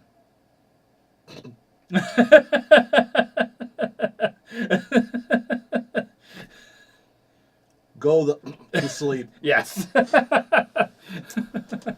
Yeah. So, torment the husbando of princesses. Yeah, you married into the extended royal family. Oh, okay, you're gonna find out what that. I think that would be excellent. Baron, you're drunk. No, I'm not actually. yeah. Trust me, two pina coladas over 3 hours will not do it. This guy's. I just need to make them stronger. This guy has seen me when I'm schnocked. Yeah, he gets all W.C. Fields. Yeah. Yeah, just Exactly. 2 fingers of whiskey. That's all. And while you are setting up, I will address our duty to Our hourly duty. to our good friends at University Art. Everything you see being scraped on, scribbled on, drawn with, drawn and quartered, a quarter of the things that you draw, that comes from University Art. Mm-hmm. And again, high-end, framing. If you need something done museum quality, you spent hundreds of your hard-earned dollars on, on some of Baron's, excellent work. Get that sucker framed. Get it framed up good. They'll do it. Yeah, the only thing is, the paper I'm using here, I did not get at University Art. I got that at Kelly Paper. Indeed. Right. Yeah. Actually, you mentioned you were thinking about changing brands. I am thinking about changing brands. I'm actually, and I will say, the folks over at Kelly Paper are being very nice. They understand now what I'm trying to do.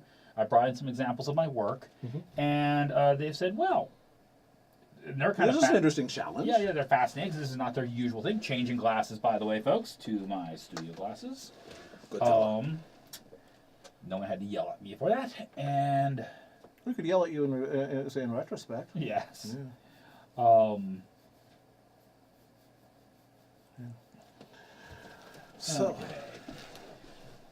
So do we think that there will be more Lord of the Rings films done by Peter Jackson in his adaptations? Because he did change some of the material quite a bit, such as the Silmarillion, the Tale of Beren Luthien, the Children of Húrin. A lot of that's going to depend upon whether or not they can get the execs on board, I think. I'm going to say no, mostly because the Silmarillion does not have a name in the public the way that Lord of the Rings does. And in order to do it right, of course, that's big epic, Ben-Hur, Cecil B. DeMille type stuff, and that would be another, few $100 million. and it just ain't there. Well, the other thing too is I can see it more as a series, like a TV series, even if it's limited to series than a movie or even a series of movies. Because there's just so much material you're trying to cover. Because I mean, Well, there is no single story arc. yeah, You know, again, see what Tolkien was doing was, you know, with Silmarillion was halfway between the Bible, Norse mythology, and indulging in his Greek envy, his Homer envy, which means that there's not a single story thread, you know, with characters that goes all the way through. You know, so while you can pick out individual stories, you know, here and there, without that big context, it just doesn't stand on its own. yep, Jackson would have to adapt the heck out of it. Of course, the other problem is that in the Lord of the Rings movies and The Hobbit, they don't really allude to this stuff previously, so there's not a lot of hooks that go back and forth. I don't think it'll happen. Yeah, would I like to happen? Well, hell yeah. oh yeah, But I will, by the way, recommend the audiobook reading of the Silmarillion by Michael Shaw. He can he can totally Yeah. go head to head with James Earl Jones anytime.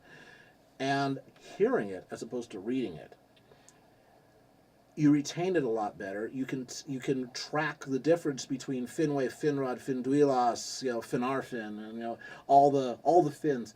You know all the similar sounding names, you know, that you read on paper. and your eyes kind of blur eventually. Yeah, and it's like which one was this? You know.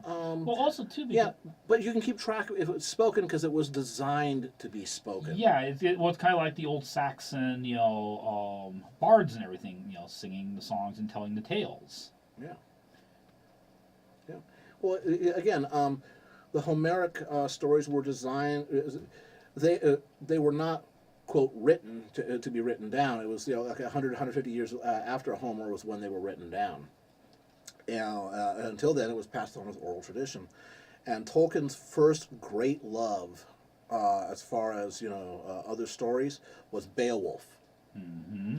And Beowulf is, it's supposed to be, you know, told in the before the bonfire, you know, with the entire you know clan gathered. With a good cup of mead. Yeah, when Tolkien, when he was a professor at Oxford, later on he went on to become one of the editors of the Oxford Dictionary of the English Language. I think he owned the letter T. Now, you say, who defines the English language? Well, Tolkien, part of it. But he taught courses on Old English and Norse mythology, etc. And when he had a new batch of students, you know, day one of class, you know, on his course in Beowulf, we wait until they're all seated, and of course, this being England, not the United States, they were all sit quietly and you know, and wait. And didn't have their phones. They weren't doing this. Exactly. You know, when they were quiet, he would come in, stand up at the podium. And normally Tolkien, you know, had kind of a tweedy, you know, little voice, you know. But he takes out his paper and said, "Oh, Beowulf, and just, you know, booms out in old English, which doesn't have a whole lot to do with modern English. Mm-hmm. But, you know, he read it in the, you know, the big voice, you know, I am telling you something that is bigger than you or I, you know. And though the students didn't necessarily understand any of it, they said it was just holy crap. And then he would say, that is the way that these stories were intended to be passed down. Mm-hmm. You know, and that was their introduction. Was you know, was something epic. Mm-hmm. I don't understand it. I just know that I like it. Yep.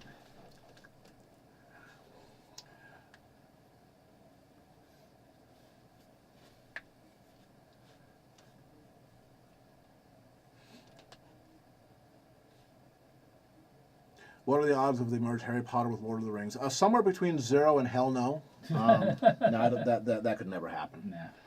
Nah. First of all, the cosmologies are 100%. Well, never mind the fact that say that they have that the Tolkien estate would never allow it. Their cosmologies have nothing to do with each other. There's no overlap. Yeah. Crossover fanfic aside. Yeah. Again, you say, you know. Say Frodo, Harry / flick, yeah. And of course we all. Still not king. There is a a fellow who does, a series on YouTube called Gollum Sings. It does Gollum preciousness, and he does it really, really well, including the physical acting. And he also does Harry Potter stuff. And he has this, one thing that he did was basically Harry Potter mistaking Gollum for Dobby. Dobby, it says Dobby, Potter, and off he goes. Yeah. Hello, Colonel. Just in time for last hour here. What we have is Hi. we have Trollestia. We have Trollestia who's trolling poor Twy. Trollestia. It will be kind of fun when I finally get around to posting for some of the folks in the Dreamscape, because she's very happy that Twilight's friends are growing up some and that Twilight's getting brought along for the ride. And there's a couple of scenes that happen where she's all going, "Oh, Twilight, your letters are getting so much more interesting." She tosses it over in a pile. Our little filly has become a mare. Yeah. So of course we all know who the secret author of all of Ponyville's 50 Shades of May stuff is. Fluttershy. Damn right. Yeah. No, yeah. C.S. Lewis was much more rambunctious, in person. Although not like, in your face, but just jovial, very, hey, hi, how are you, type of guy. Mm-hmm. Yeah, Summer's County seems you're doing a lot of anthro art these days. Not to complain, but Summer's just noticing you don't draw as much non-anthro as you used to. Basically, doing this because one, I'll be quite honest, it does. There seems to be some demand for it. I didn't do a lot. It's what the people want. I didn't do a lot of anthro at first because when I did some anthro MLP stuff, I got a lot of pushback from folks saying, "What the hell are you doing here?" I was like, oh, "Okay, that doesn't seem to be going well with anybody." But then again, I've noticed over the last few years there's been a general loosening up amongst the fandom. Also, to be quite honest, it's easier to fit two figures in an anthro format on a page. Don't worry, I'm still drawing four-legged ponies, and my Dreamscape is still populated with four-legged ponies, and that's going to stay that way. And I do enjoy actually doing the pure equine stuff, because the world building gets fascinating when you're trying to design the tech, and my subconscious seems to love to try and come up with, well, how's Baron doing this? There's going to be a posting coming up where we eventually bought some new equipment for the kitchen, and things like a mixer for a pony, and how does it work.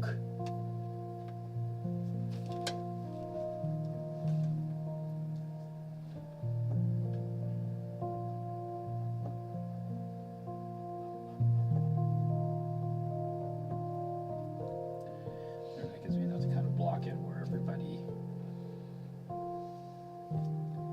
is going to be.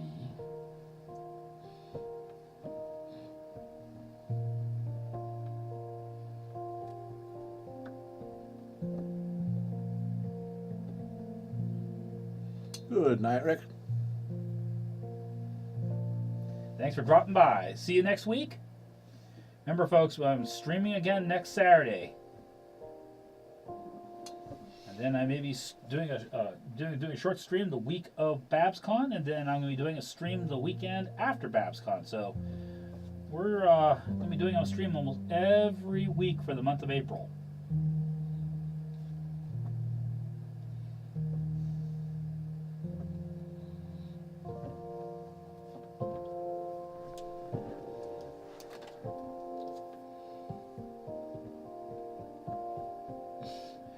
Don't worry, Summer, you'll be seeing more four-legged stuff.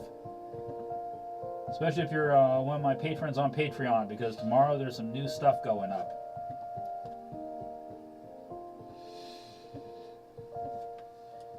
And of course, for you folks who are patrons on Patreon, you know about the whole thing that's evolving with my household and the party who's become interested in us.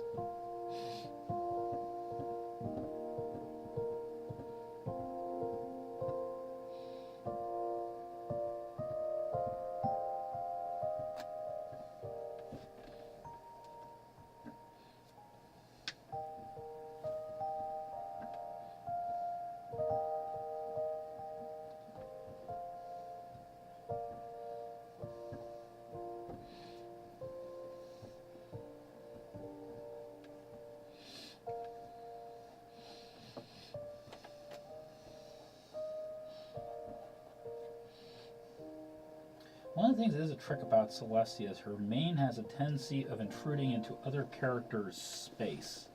Well, again, she's impertinent that way. Yes, but sometimes it makes fun trying to keep people's silhouettes nice and clean. Now, this is Celestia, and this is someone else. And Celestia's main doesn't sometimes recognize our folks' private space. No.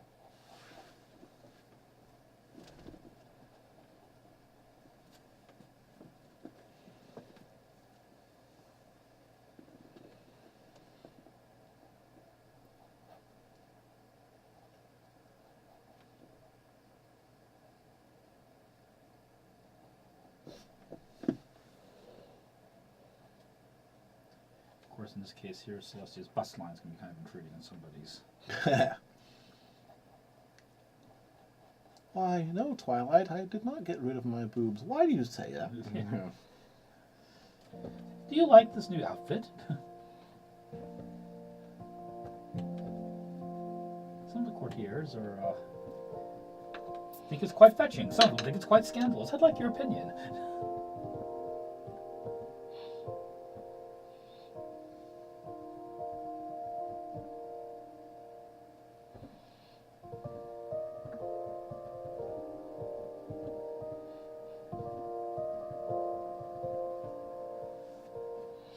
And in case some folks are curious, because boy, it really did seem to kind of set off a firestorm.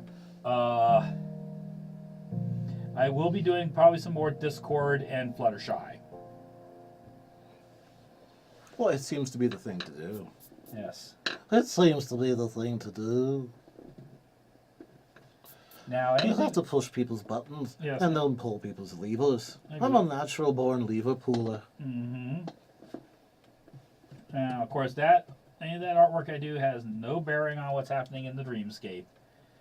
That's just me kind of playing around and Patina popping them out of my head saying, here's a great idea, try this. I bet people love this. And she has lots of opinions on. Yeah. Celestia's main does not know what personal space means. I think it's a symbiotic being. Yeah. That Celestia is actually bald. I mean, after 1,000 years, and this thing has crawled on top of her head and set up housekeeping, and occasionally makes her do crazy things. Oh, I'm getting bored. Do something. yeah. How in the world does your hair do that? Do you like bananas? You like these bananas? Celestia's hair is the season 9 big bad. Yes, do not forget that Discord was petting Celestia's mane in that one episode. I'm sorry, the one line out of the Tanipus episode was Fluttershy going, it's nice to be the pet once in a while. And I'm like, you got away. Standards and practices let you get away with that line? Well, it's a perfectly innocent line, I guess. Uh-huh. Yeah. Yeah. Besides, well, again, there's no network for standards and practices, just the Hasbro folks, and they got a sense of humor too. This is true. I can't remember if Mike Vogel was still at that point, and if he'd moved on to other positions in the company. But it's Well, like, it would have been approved, long Yeah. before that, and that, yeah, but it's just like, wow, that's right up there with, you would think that, Twilight, that's why you'll never be my pet. It's like, okay, that just launched a slash fix.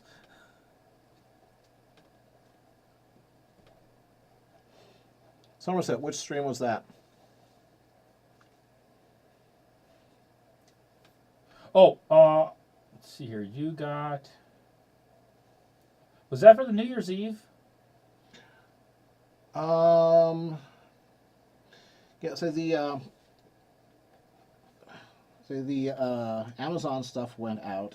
I know that Cretius and Arctic Griffin, took care of things. And I still need to finish up the one piece I was working on that evening and get that out. Then River Coon won the Do the OC.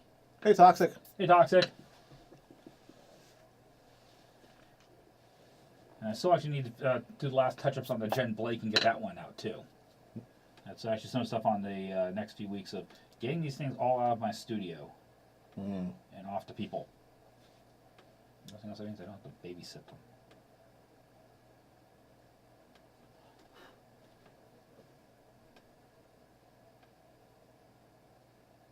It was a fundraiser one. Okay, okay. It was November or December. Okay, if it was then, it would have been December. We didn't do one in November. Okay.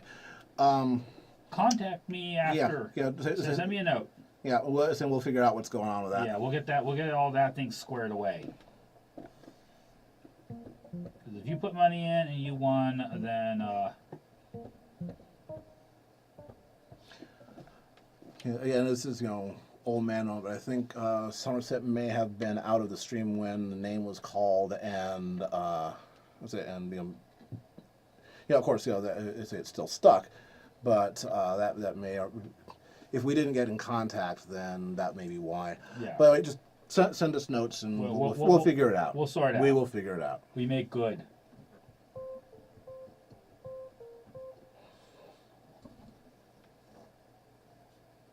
Foxy lady on the beach. Mario, put on your anthro hat.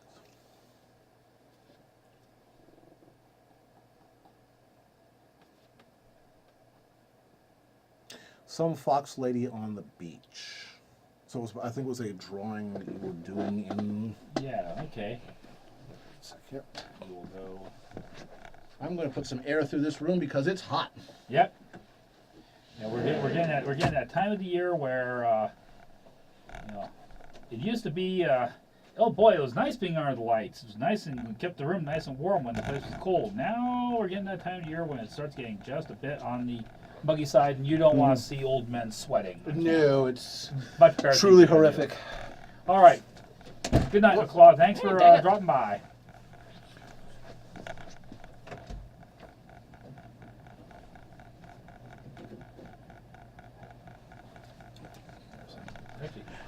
Unfortunately, this house does not have central air conditioning. Nope. And getting central air installed is expensive.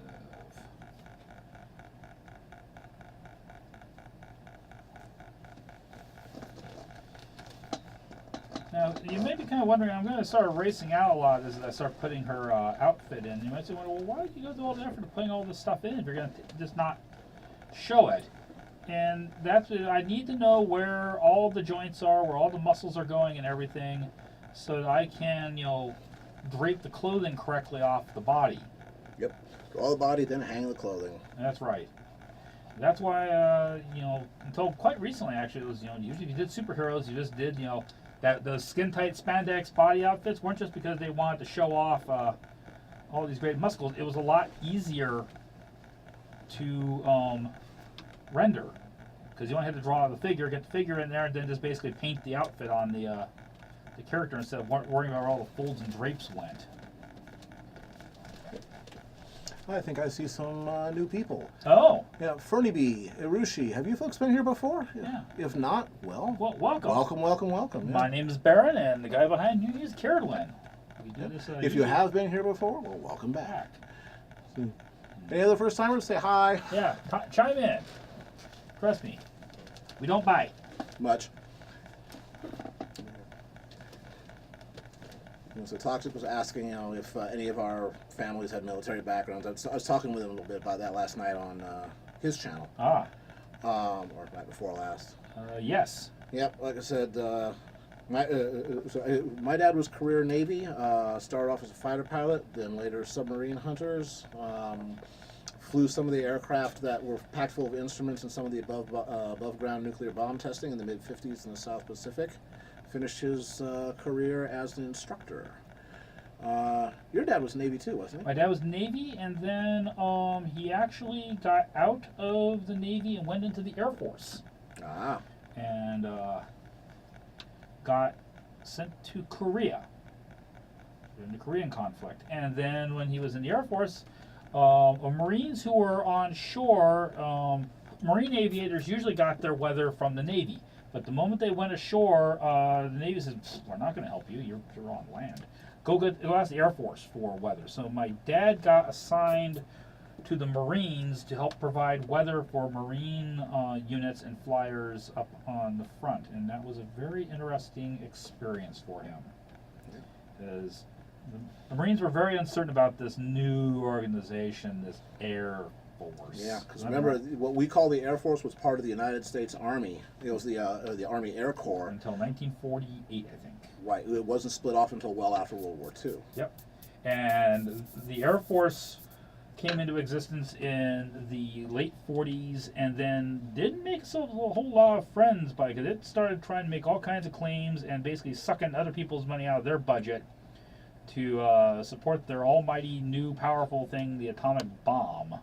Yeah, and that was, of course, when there was another organization came about, Strategic Air Command, Yep.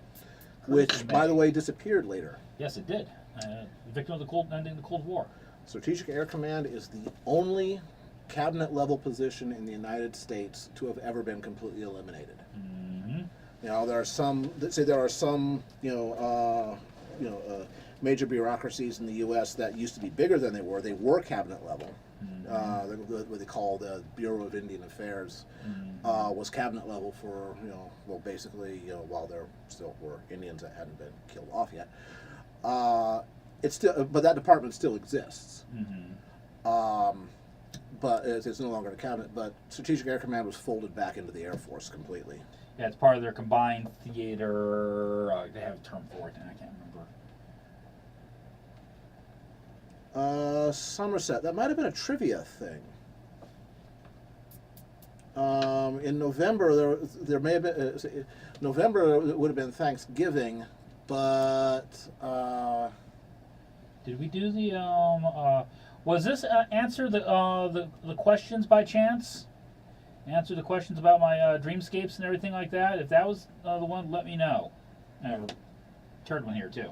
yeah, we'll figure it out. Yes, like I say, we'll sort this out. Yeah. So, Orca's father was United States Air Force, B-52 technician in Vietnam, and maternal grandfather was U.S. Army 102nd Infantry in World War II. Yeah, my grandfather on my mother's side flew Sopwith Camel during the last 3 months of World War I. Never saw a German airplane. By then, it was pretty much done. Mm-hmm. But, yeah, actually, there's video. I may have showed it to you, Baron, of my dad's big fiery plane crash on the USS Randolph. It showed up on YouTube. Oh. The description's a little bit off. They say that the cause was, there was a mechanical problem and he had to come back.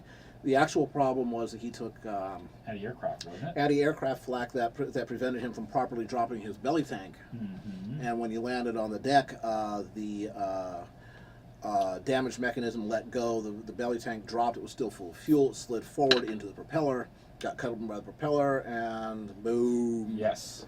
Yeah, so that was the actual cause there. So what they described, the big fireball and all that stuff, there was somebody else in my dad's squadron. Yeah, it's one of the things I have found over the years now, doing more research for people for commissions, is that one of the reasons why I like getting multiple sources on the same subject, even if it's, we're talking about, They're not always right. well, yeah, and what's even more interesting is that you get books from different countries that have the same picture, and supposedly the explanation what's happening in the picture can be radically different. Mm-hmm.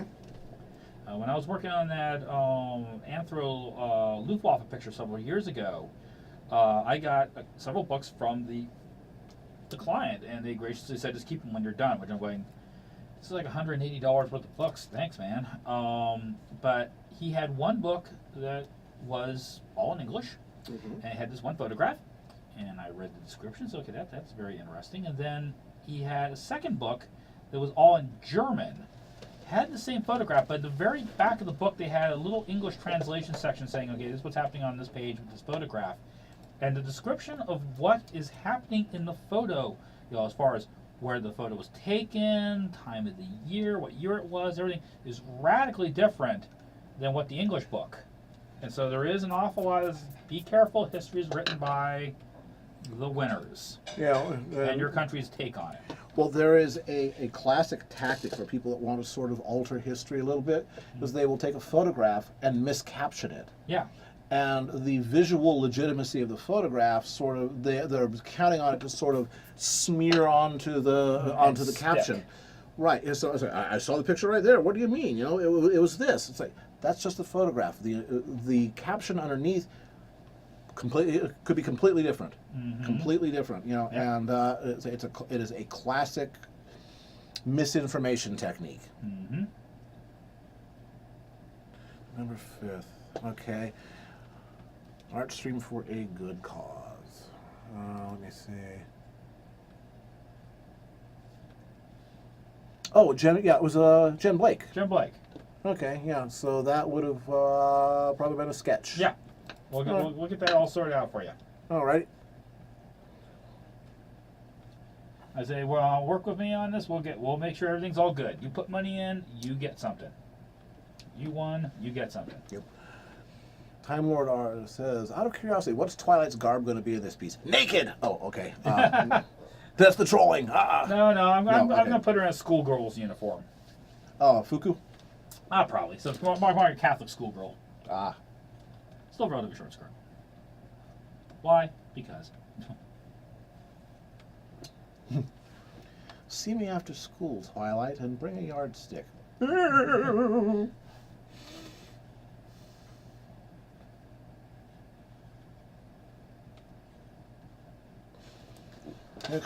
Country, Colorado. My grandfather was in the Navy and was around the nuclear bombs being tested during the Cold War. Well, there was a nuclear bomb test called Castle Bravo. That's the biggest bomb the U.S. ever tested. It was intended to be 6 megatons. They got 15. The problem is because lithium-6 and lithium-7 do not react the same way. As a result, because there was 2.5 times as much yield, again, there was a whole lot more fallout. There was a whole lot more radiation from the actual direct blast. My father flew one of the aircraft that was packed with instruments and scientists, and later on he developed about half a dozen different types of cancers, which eventually got him. My father passed when he was 49. So yeah, our family knows a little bit about nuclear weapons and their effects. But yeah, an awful lot of people, a lot more than the government wants to admit, were heavily exposed due to those above-ground tests.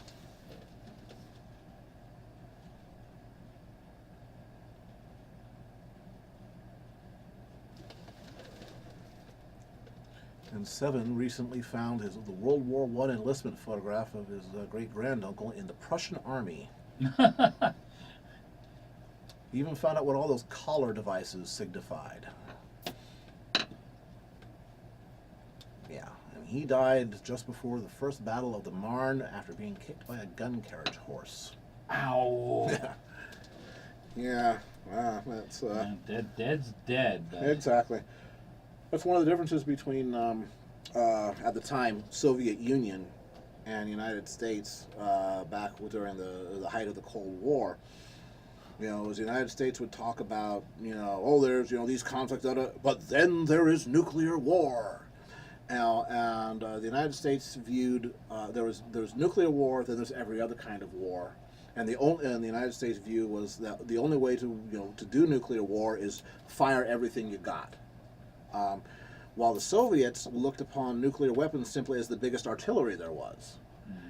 And this is part of a continuum, where you could go, where you could have a conflict goes all the way up to nuclear, bomb. Okay, then you pull back because the situation doesn't call for it, and because the Soviet Union said dead is dead, doesn't matter how you get there. While the United States says this is a whole other thing. Once you cross this line, you push every button you've got. Yeah, all bets off. Yeah, and the Soviets did not understand how America could think that. Of course, the United States could not understand how the Soviet Union could, have an idea that you drop a nuclear bomb, but then you can pull back from it, without it triggering everything. What do you mean? You just crossed the line. Mm-hmm. So, go figure. Yeah. Lithium-6 and lithium-7 aren't the same way. Yeah, that's because there is an extra neutron, and it does things. It gets excited. Yeah, well, neutrons don't get excited about much. They just sort of wander around and cause trouble for everybody else. Ah, so they're provocateurs.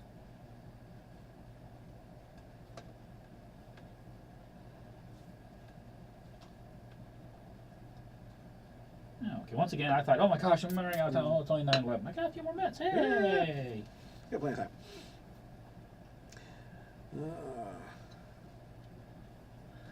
So Toxic wants to know, what do you think is probably the most underrated show that you've personally seen all time? Ooh. Underrated show all time. Let me think on chewing that one for a moment, because I've seen a lot of shows. Yeah. Yeah, that's quite a few. Here, show it. That's hard to say because most of the shows that I think are really excellent, so that's the general opinion. It's like, yeah, this is really excellent. I don't know. Let's see here. Underrated. Underrated, yes. That is a hard question.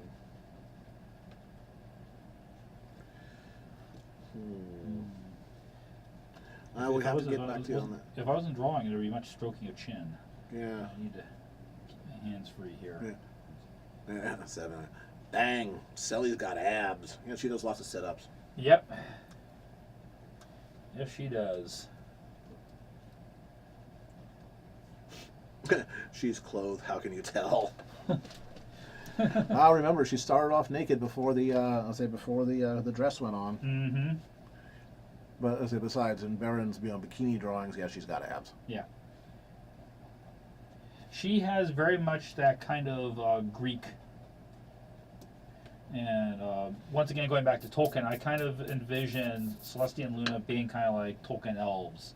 When you're in their presence, you know you're in the presence of something powerful, beautiful, terrible. As strong as the sea, I am a Dalek. Yes, Yeah. and fair. Yeah. What is the best thing that Bakshi's ever done? Well, Fritz the Cat was fun. Stupid, but fun. It was an adaptation of, an underground comic. It is an X-rated cartoon. Actually, it was it was the first X-rated cartoon to get any, fame. But that's all part of the whole psychedelic counterculture, 60s, thing. Mm-hmm. It's fun. But then again, he's working from Robert Crumb, who was a genius. Yep. Wizards is pretty standard fantasy, just with lots of jiggling. It had its moments. Now, one thing you have to understand about Ralph Bakshi. Ralph Bakshi loves to use Nazi imagery around his bad guys. Mm-hmm. What is what is the best way to make sure you understand that the dark forces are evil beyond all imagining? You use Nazi imagery. Bakshi's family is Jewish, and he lost quite a few people in World War II in concentration camps. He has an axe to grind, and that's good in that it's going to come. He's going to get some very powerful imagery, but it's one note. It's all the same, and in most a lot of Bakshi's original works like Wizards, he recycled some of it into Lord of the Rings and Cool World. I think there was a little bit of that. It's like, okay, Ralph, we get it. Mm-hmm. Yes, I could see Sally as Galadriel and Luna as Arwen. Oh, you definitely see Sally as Galadriel.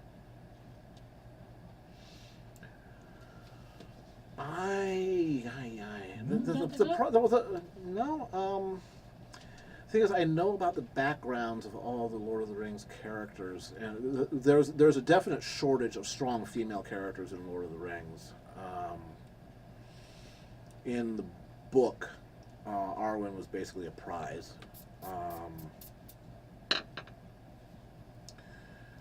Galadriel was Luna would be more Galadriel, because Galadriel was she took part in the rebellion of the Noldoran elves against the Valar, the angelic, the archangels. Followed Feanor, most arrogant and skilled elf ever, into Middle Earth. Feanor was responsible for the kinslaying, where he stole the sea elves' ships, basically by slaughtering most of the sea elves to get back to Middle Earth. Galadriel was one of the few surviving lords of the rebelling elves. She didn't participate in any of the kinslaying herself, but she was banished. You are not allowed to return to Valinor until you face a test, because Galadriel had returned to Middle Earth with Feanor because she wanted to rule a realm of her own. She wanted power. She was she wasn't avaricious about it, but she would follow just about anyone who offered her power. And of course the test was being offered the ring. Yeah. Which you were offered exactly what you want. You will become Sauron 2.0. Mm-hmm. And she turned it down. Thus I will remain Galadriel. That's a Luna thing to do, not a Celestia thing. That would be, if Luna were was offered the sun and the moon to be her own, and refused it. Where the first time it's like there could be only one princess in Equestria, and it will be me. If she were offered that again and refused it, that would be the test. So that would be your Galadriel. Mm.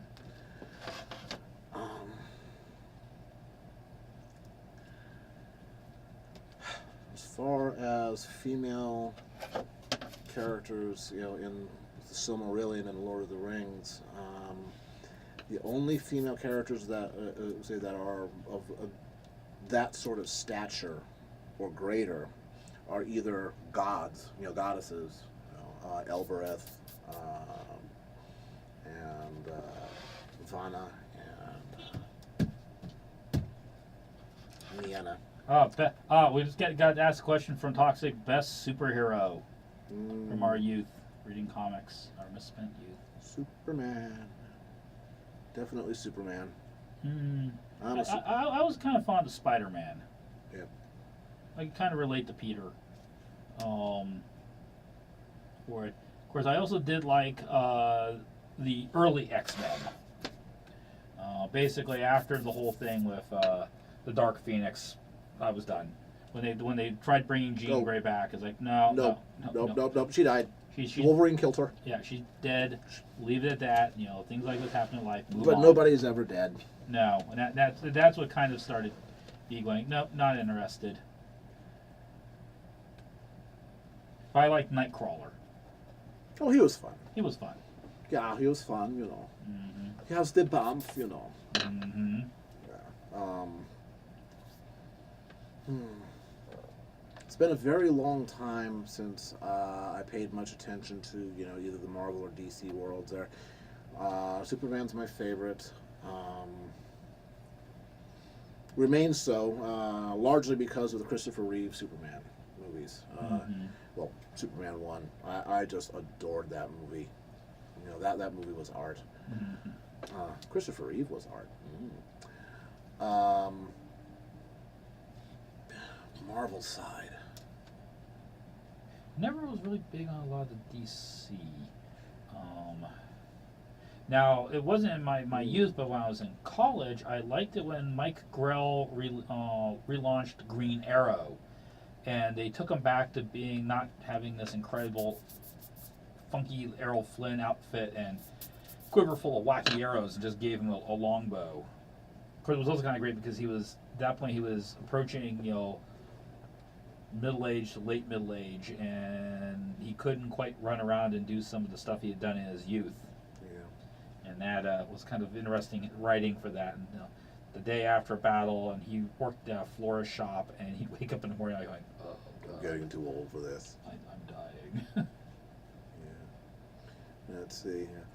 So Time Lord's talking about, of course, if there were male characters, if that we consider for Celestia's, mapping. Well, a lot of it depends upon. You mentioned Elrond, I think. Yeah.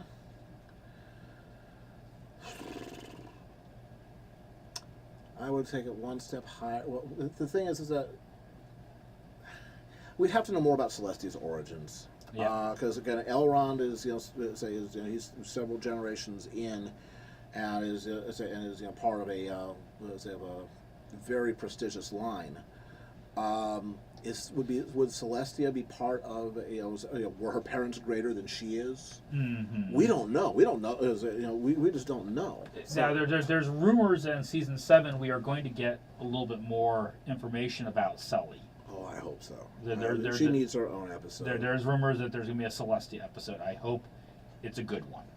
Yeah, say if it is, I will buy Mr. Vogel a cookie. Yes. Now, so let's see. Why they keep rebooting Spider-Man and other superhero movies every 10 years is because it's incredibly profitable to do so. They make a butt ton of money. Also, too, you get a turnover in most of your you got new fan fans. base. Yeah, you got new fans. You basically, they used to refer as the tour of duty, and your tour of duty was about 4 to 6 years in comics, and then you drop out of it, and a new generation comes along, and you have to basically re-explain everything again because they're going, I'm picking this stuff up and I love it, but where did this all come from? And you do. You mean kind of like the duration of your typical MLP generation? Yeah, funny how that. Yeah. Yeah. Yeah.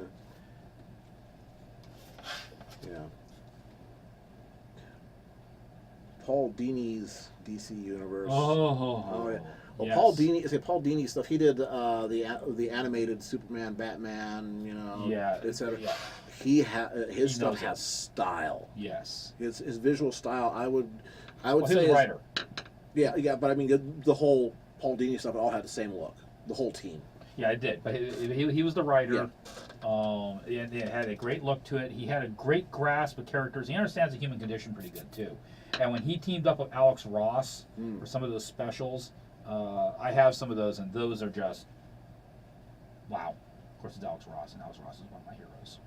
Yeah. Alex Ross can do the most amazing figure work in the world. Alex Ross cannot do concept design to save his life. As much as I love his figure work, and I love his perspective, and I love his architecture, he works heavily from models. Yeah. And the moment he doesn't actually have a model in front of him, bad things happen. Things start falling apart. And boy, in Kingdom Come, you could tell every time he was having to create something, it's like, ouch. Yeah, well, Pripley knows it. Celestia was formed fully grown from a cosmic cake. It's kind of like Zeus. It's kind of like who was it? Athena came out of Zeus's forehead. Yeah. And somebody else was like a boil on Zeus's thigh. Yeah. Then Zeus would go out and cavort with mortal women and make Hercules and things. Yeah.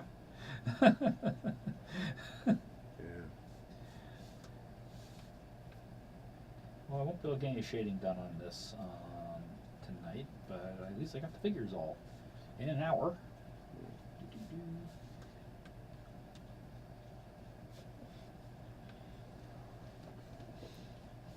Yeah, Carly Ale, Birth of Venus, but with baked goods.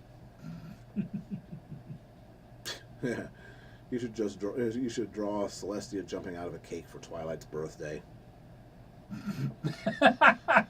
Much shipping ensues. Yes. Yeah. Okay. Yeah. Okay. Celestia. That has merit. I'll have to make a note of that one. Thank you, Frank. So, who is your main inspirations these days? Main inspirations. Since I don't art the arty art. Yes. Main inspirations these days. Well, there's actually a couple fan artists. I love some of Assassin Monkey's sensibilities and color work. I'm still very fond of Alan Lee. He's still one of my heroes. His stuff is great. I don't have a lot of the new manga artists that I'm really very, very fond of. I would recommend if you go on Netflix, you can see it. There is an anime they did. The original one is a short as a student project, and then they actually got crowdsourcing to do a 1-hour special, and now they're actually going to be doing a series, Little Witch Academia. is hilarious. It's got some very good animation. It's got some really kind of neat character and world building. And if you watch really carefully in the second one, the 1 hour special, they do make a nod to Friendship is Magic. There is a Twilight Sparkle reference Excellent. in it. But you have to watch. It's just for a brief second on camera. So Provo, there is an artist. What is her name? She does the Royal Sketchbook. It's not Luminaco. Luminaco does naughties. Silpho. Yes. Silpho does. It does the Royal Sketchbook. It's just a whole bunch of slice of life stuff. And Silpho, she did a little bit about Cadence trying to doing her thing, just can't stop shipping, and trying to arrange a date for Celestia because that girl, she needs it. And ended up hooking up Celestia with Trouble Shoes. At least he's big enough. Well, again, apparently, she liked him, but not for long term, and she came back and she's all bumped and bruised and battered. And it's like, yeah, he's accident prone. Yeah. Yeah, is that a bruise on your? Don't ask. Yes. Well, it's 9:27. Why don't we switch cameras here? We're getting there to wrap up time here. Oh. Yeah, you saw it. The Trouble Shoes did not show up. No, that was all off screen. So are you done there? Yeah. I guess And Sulfo, they stream on Saturday. Sulfo streams on Saturday.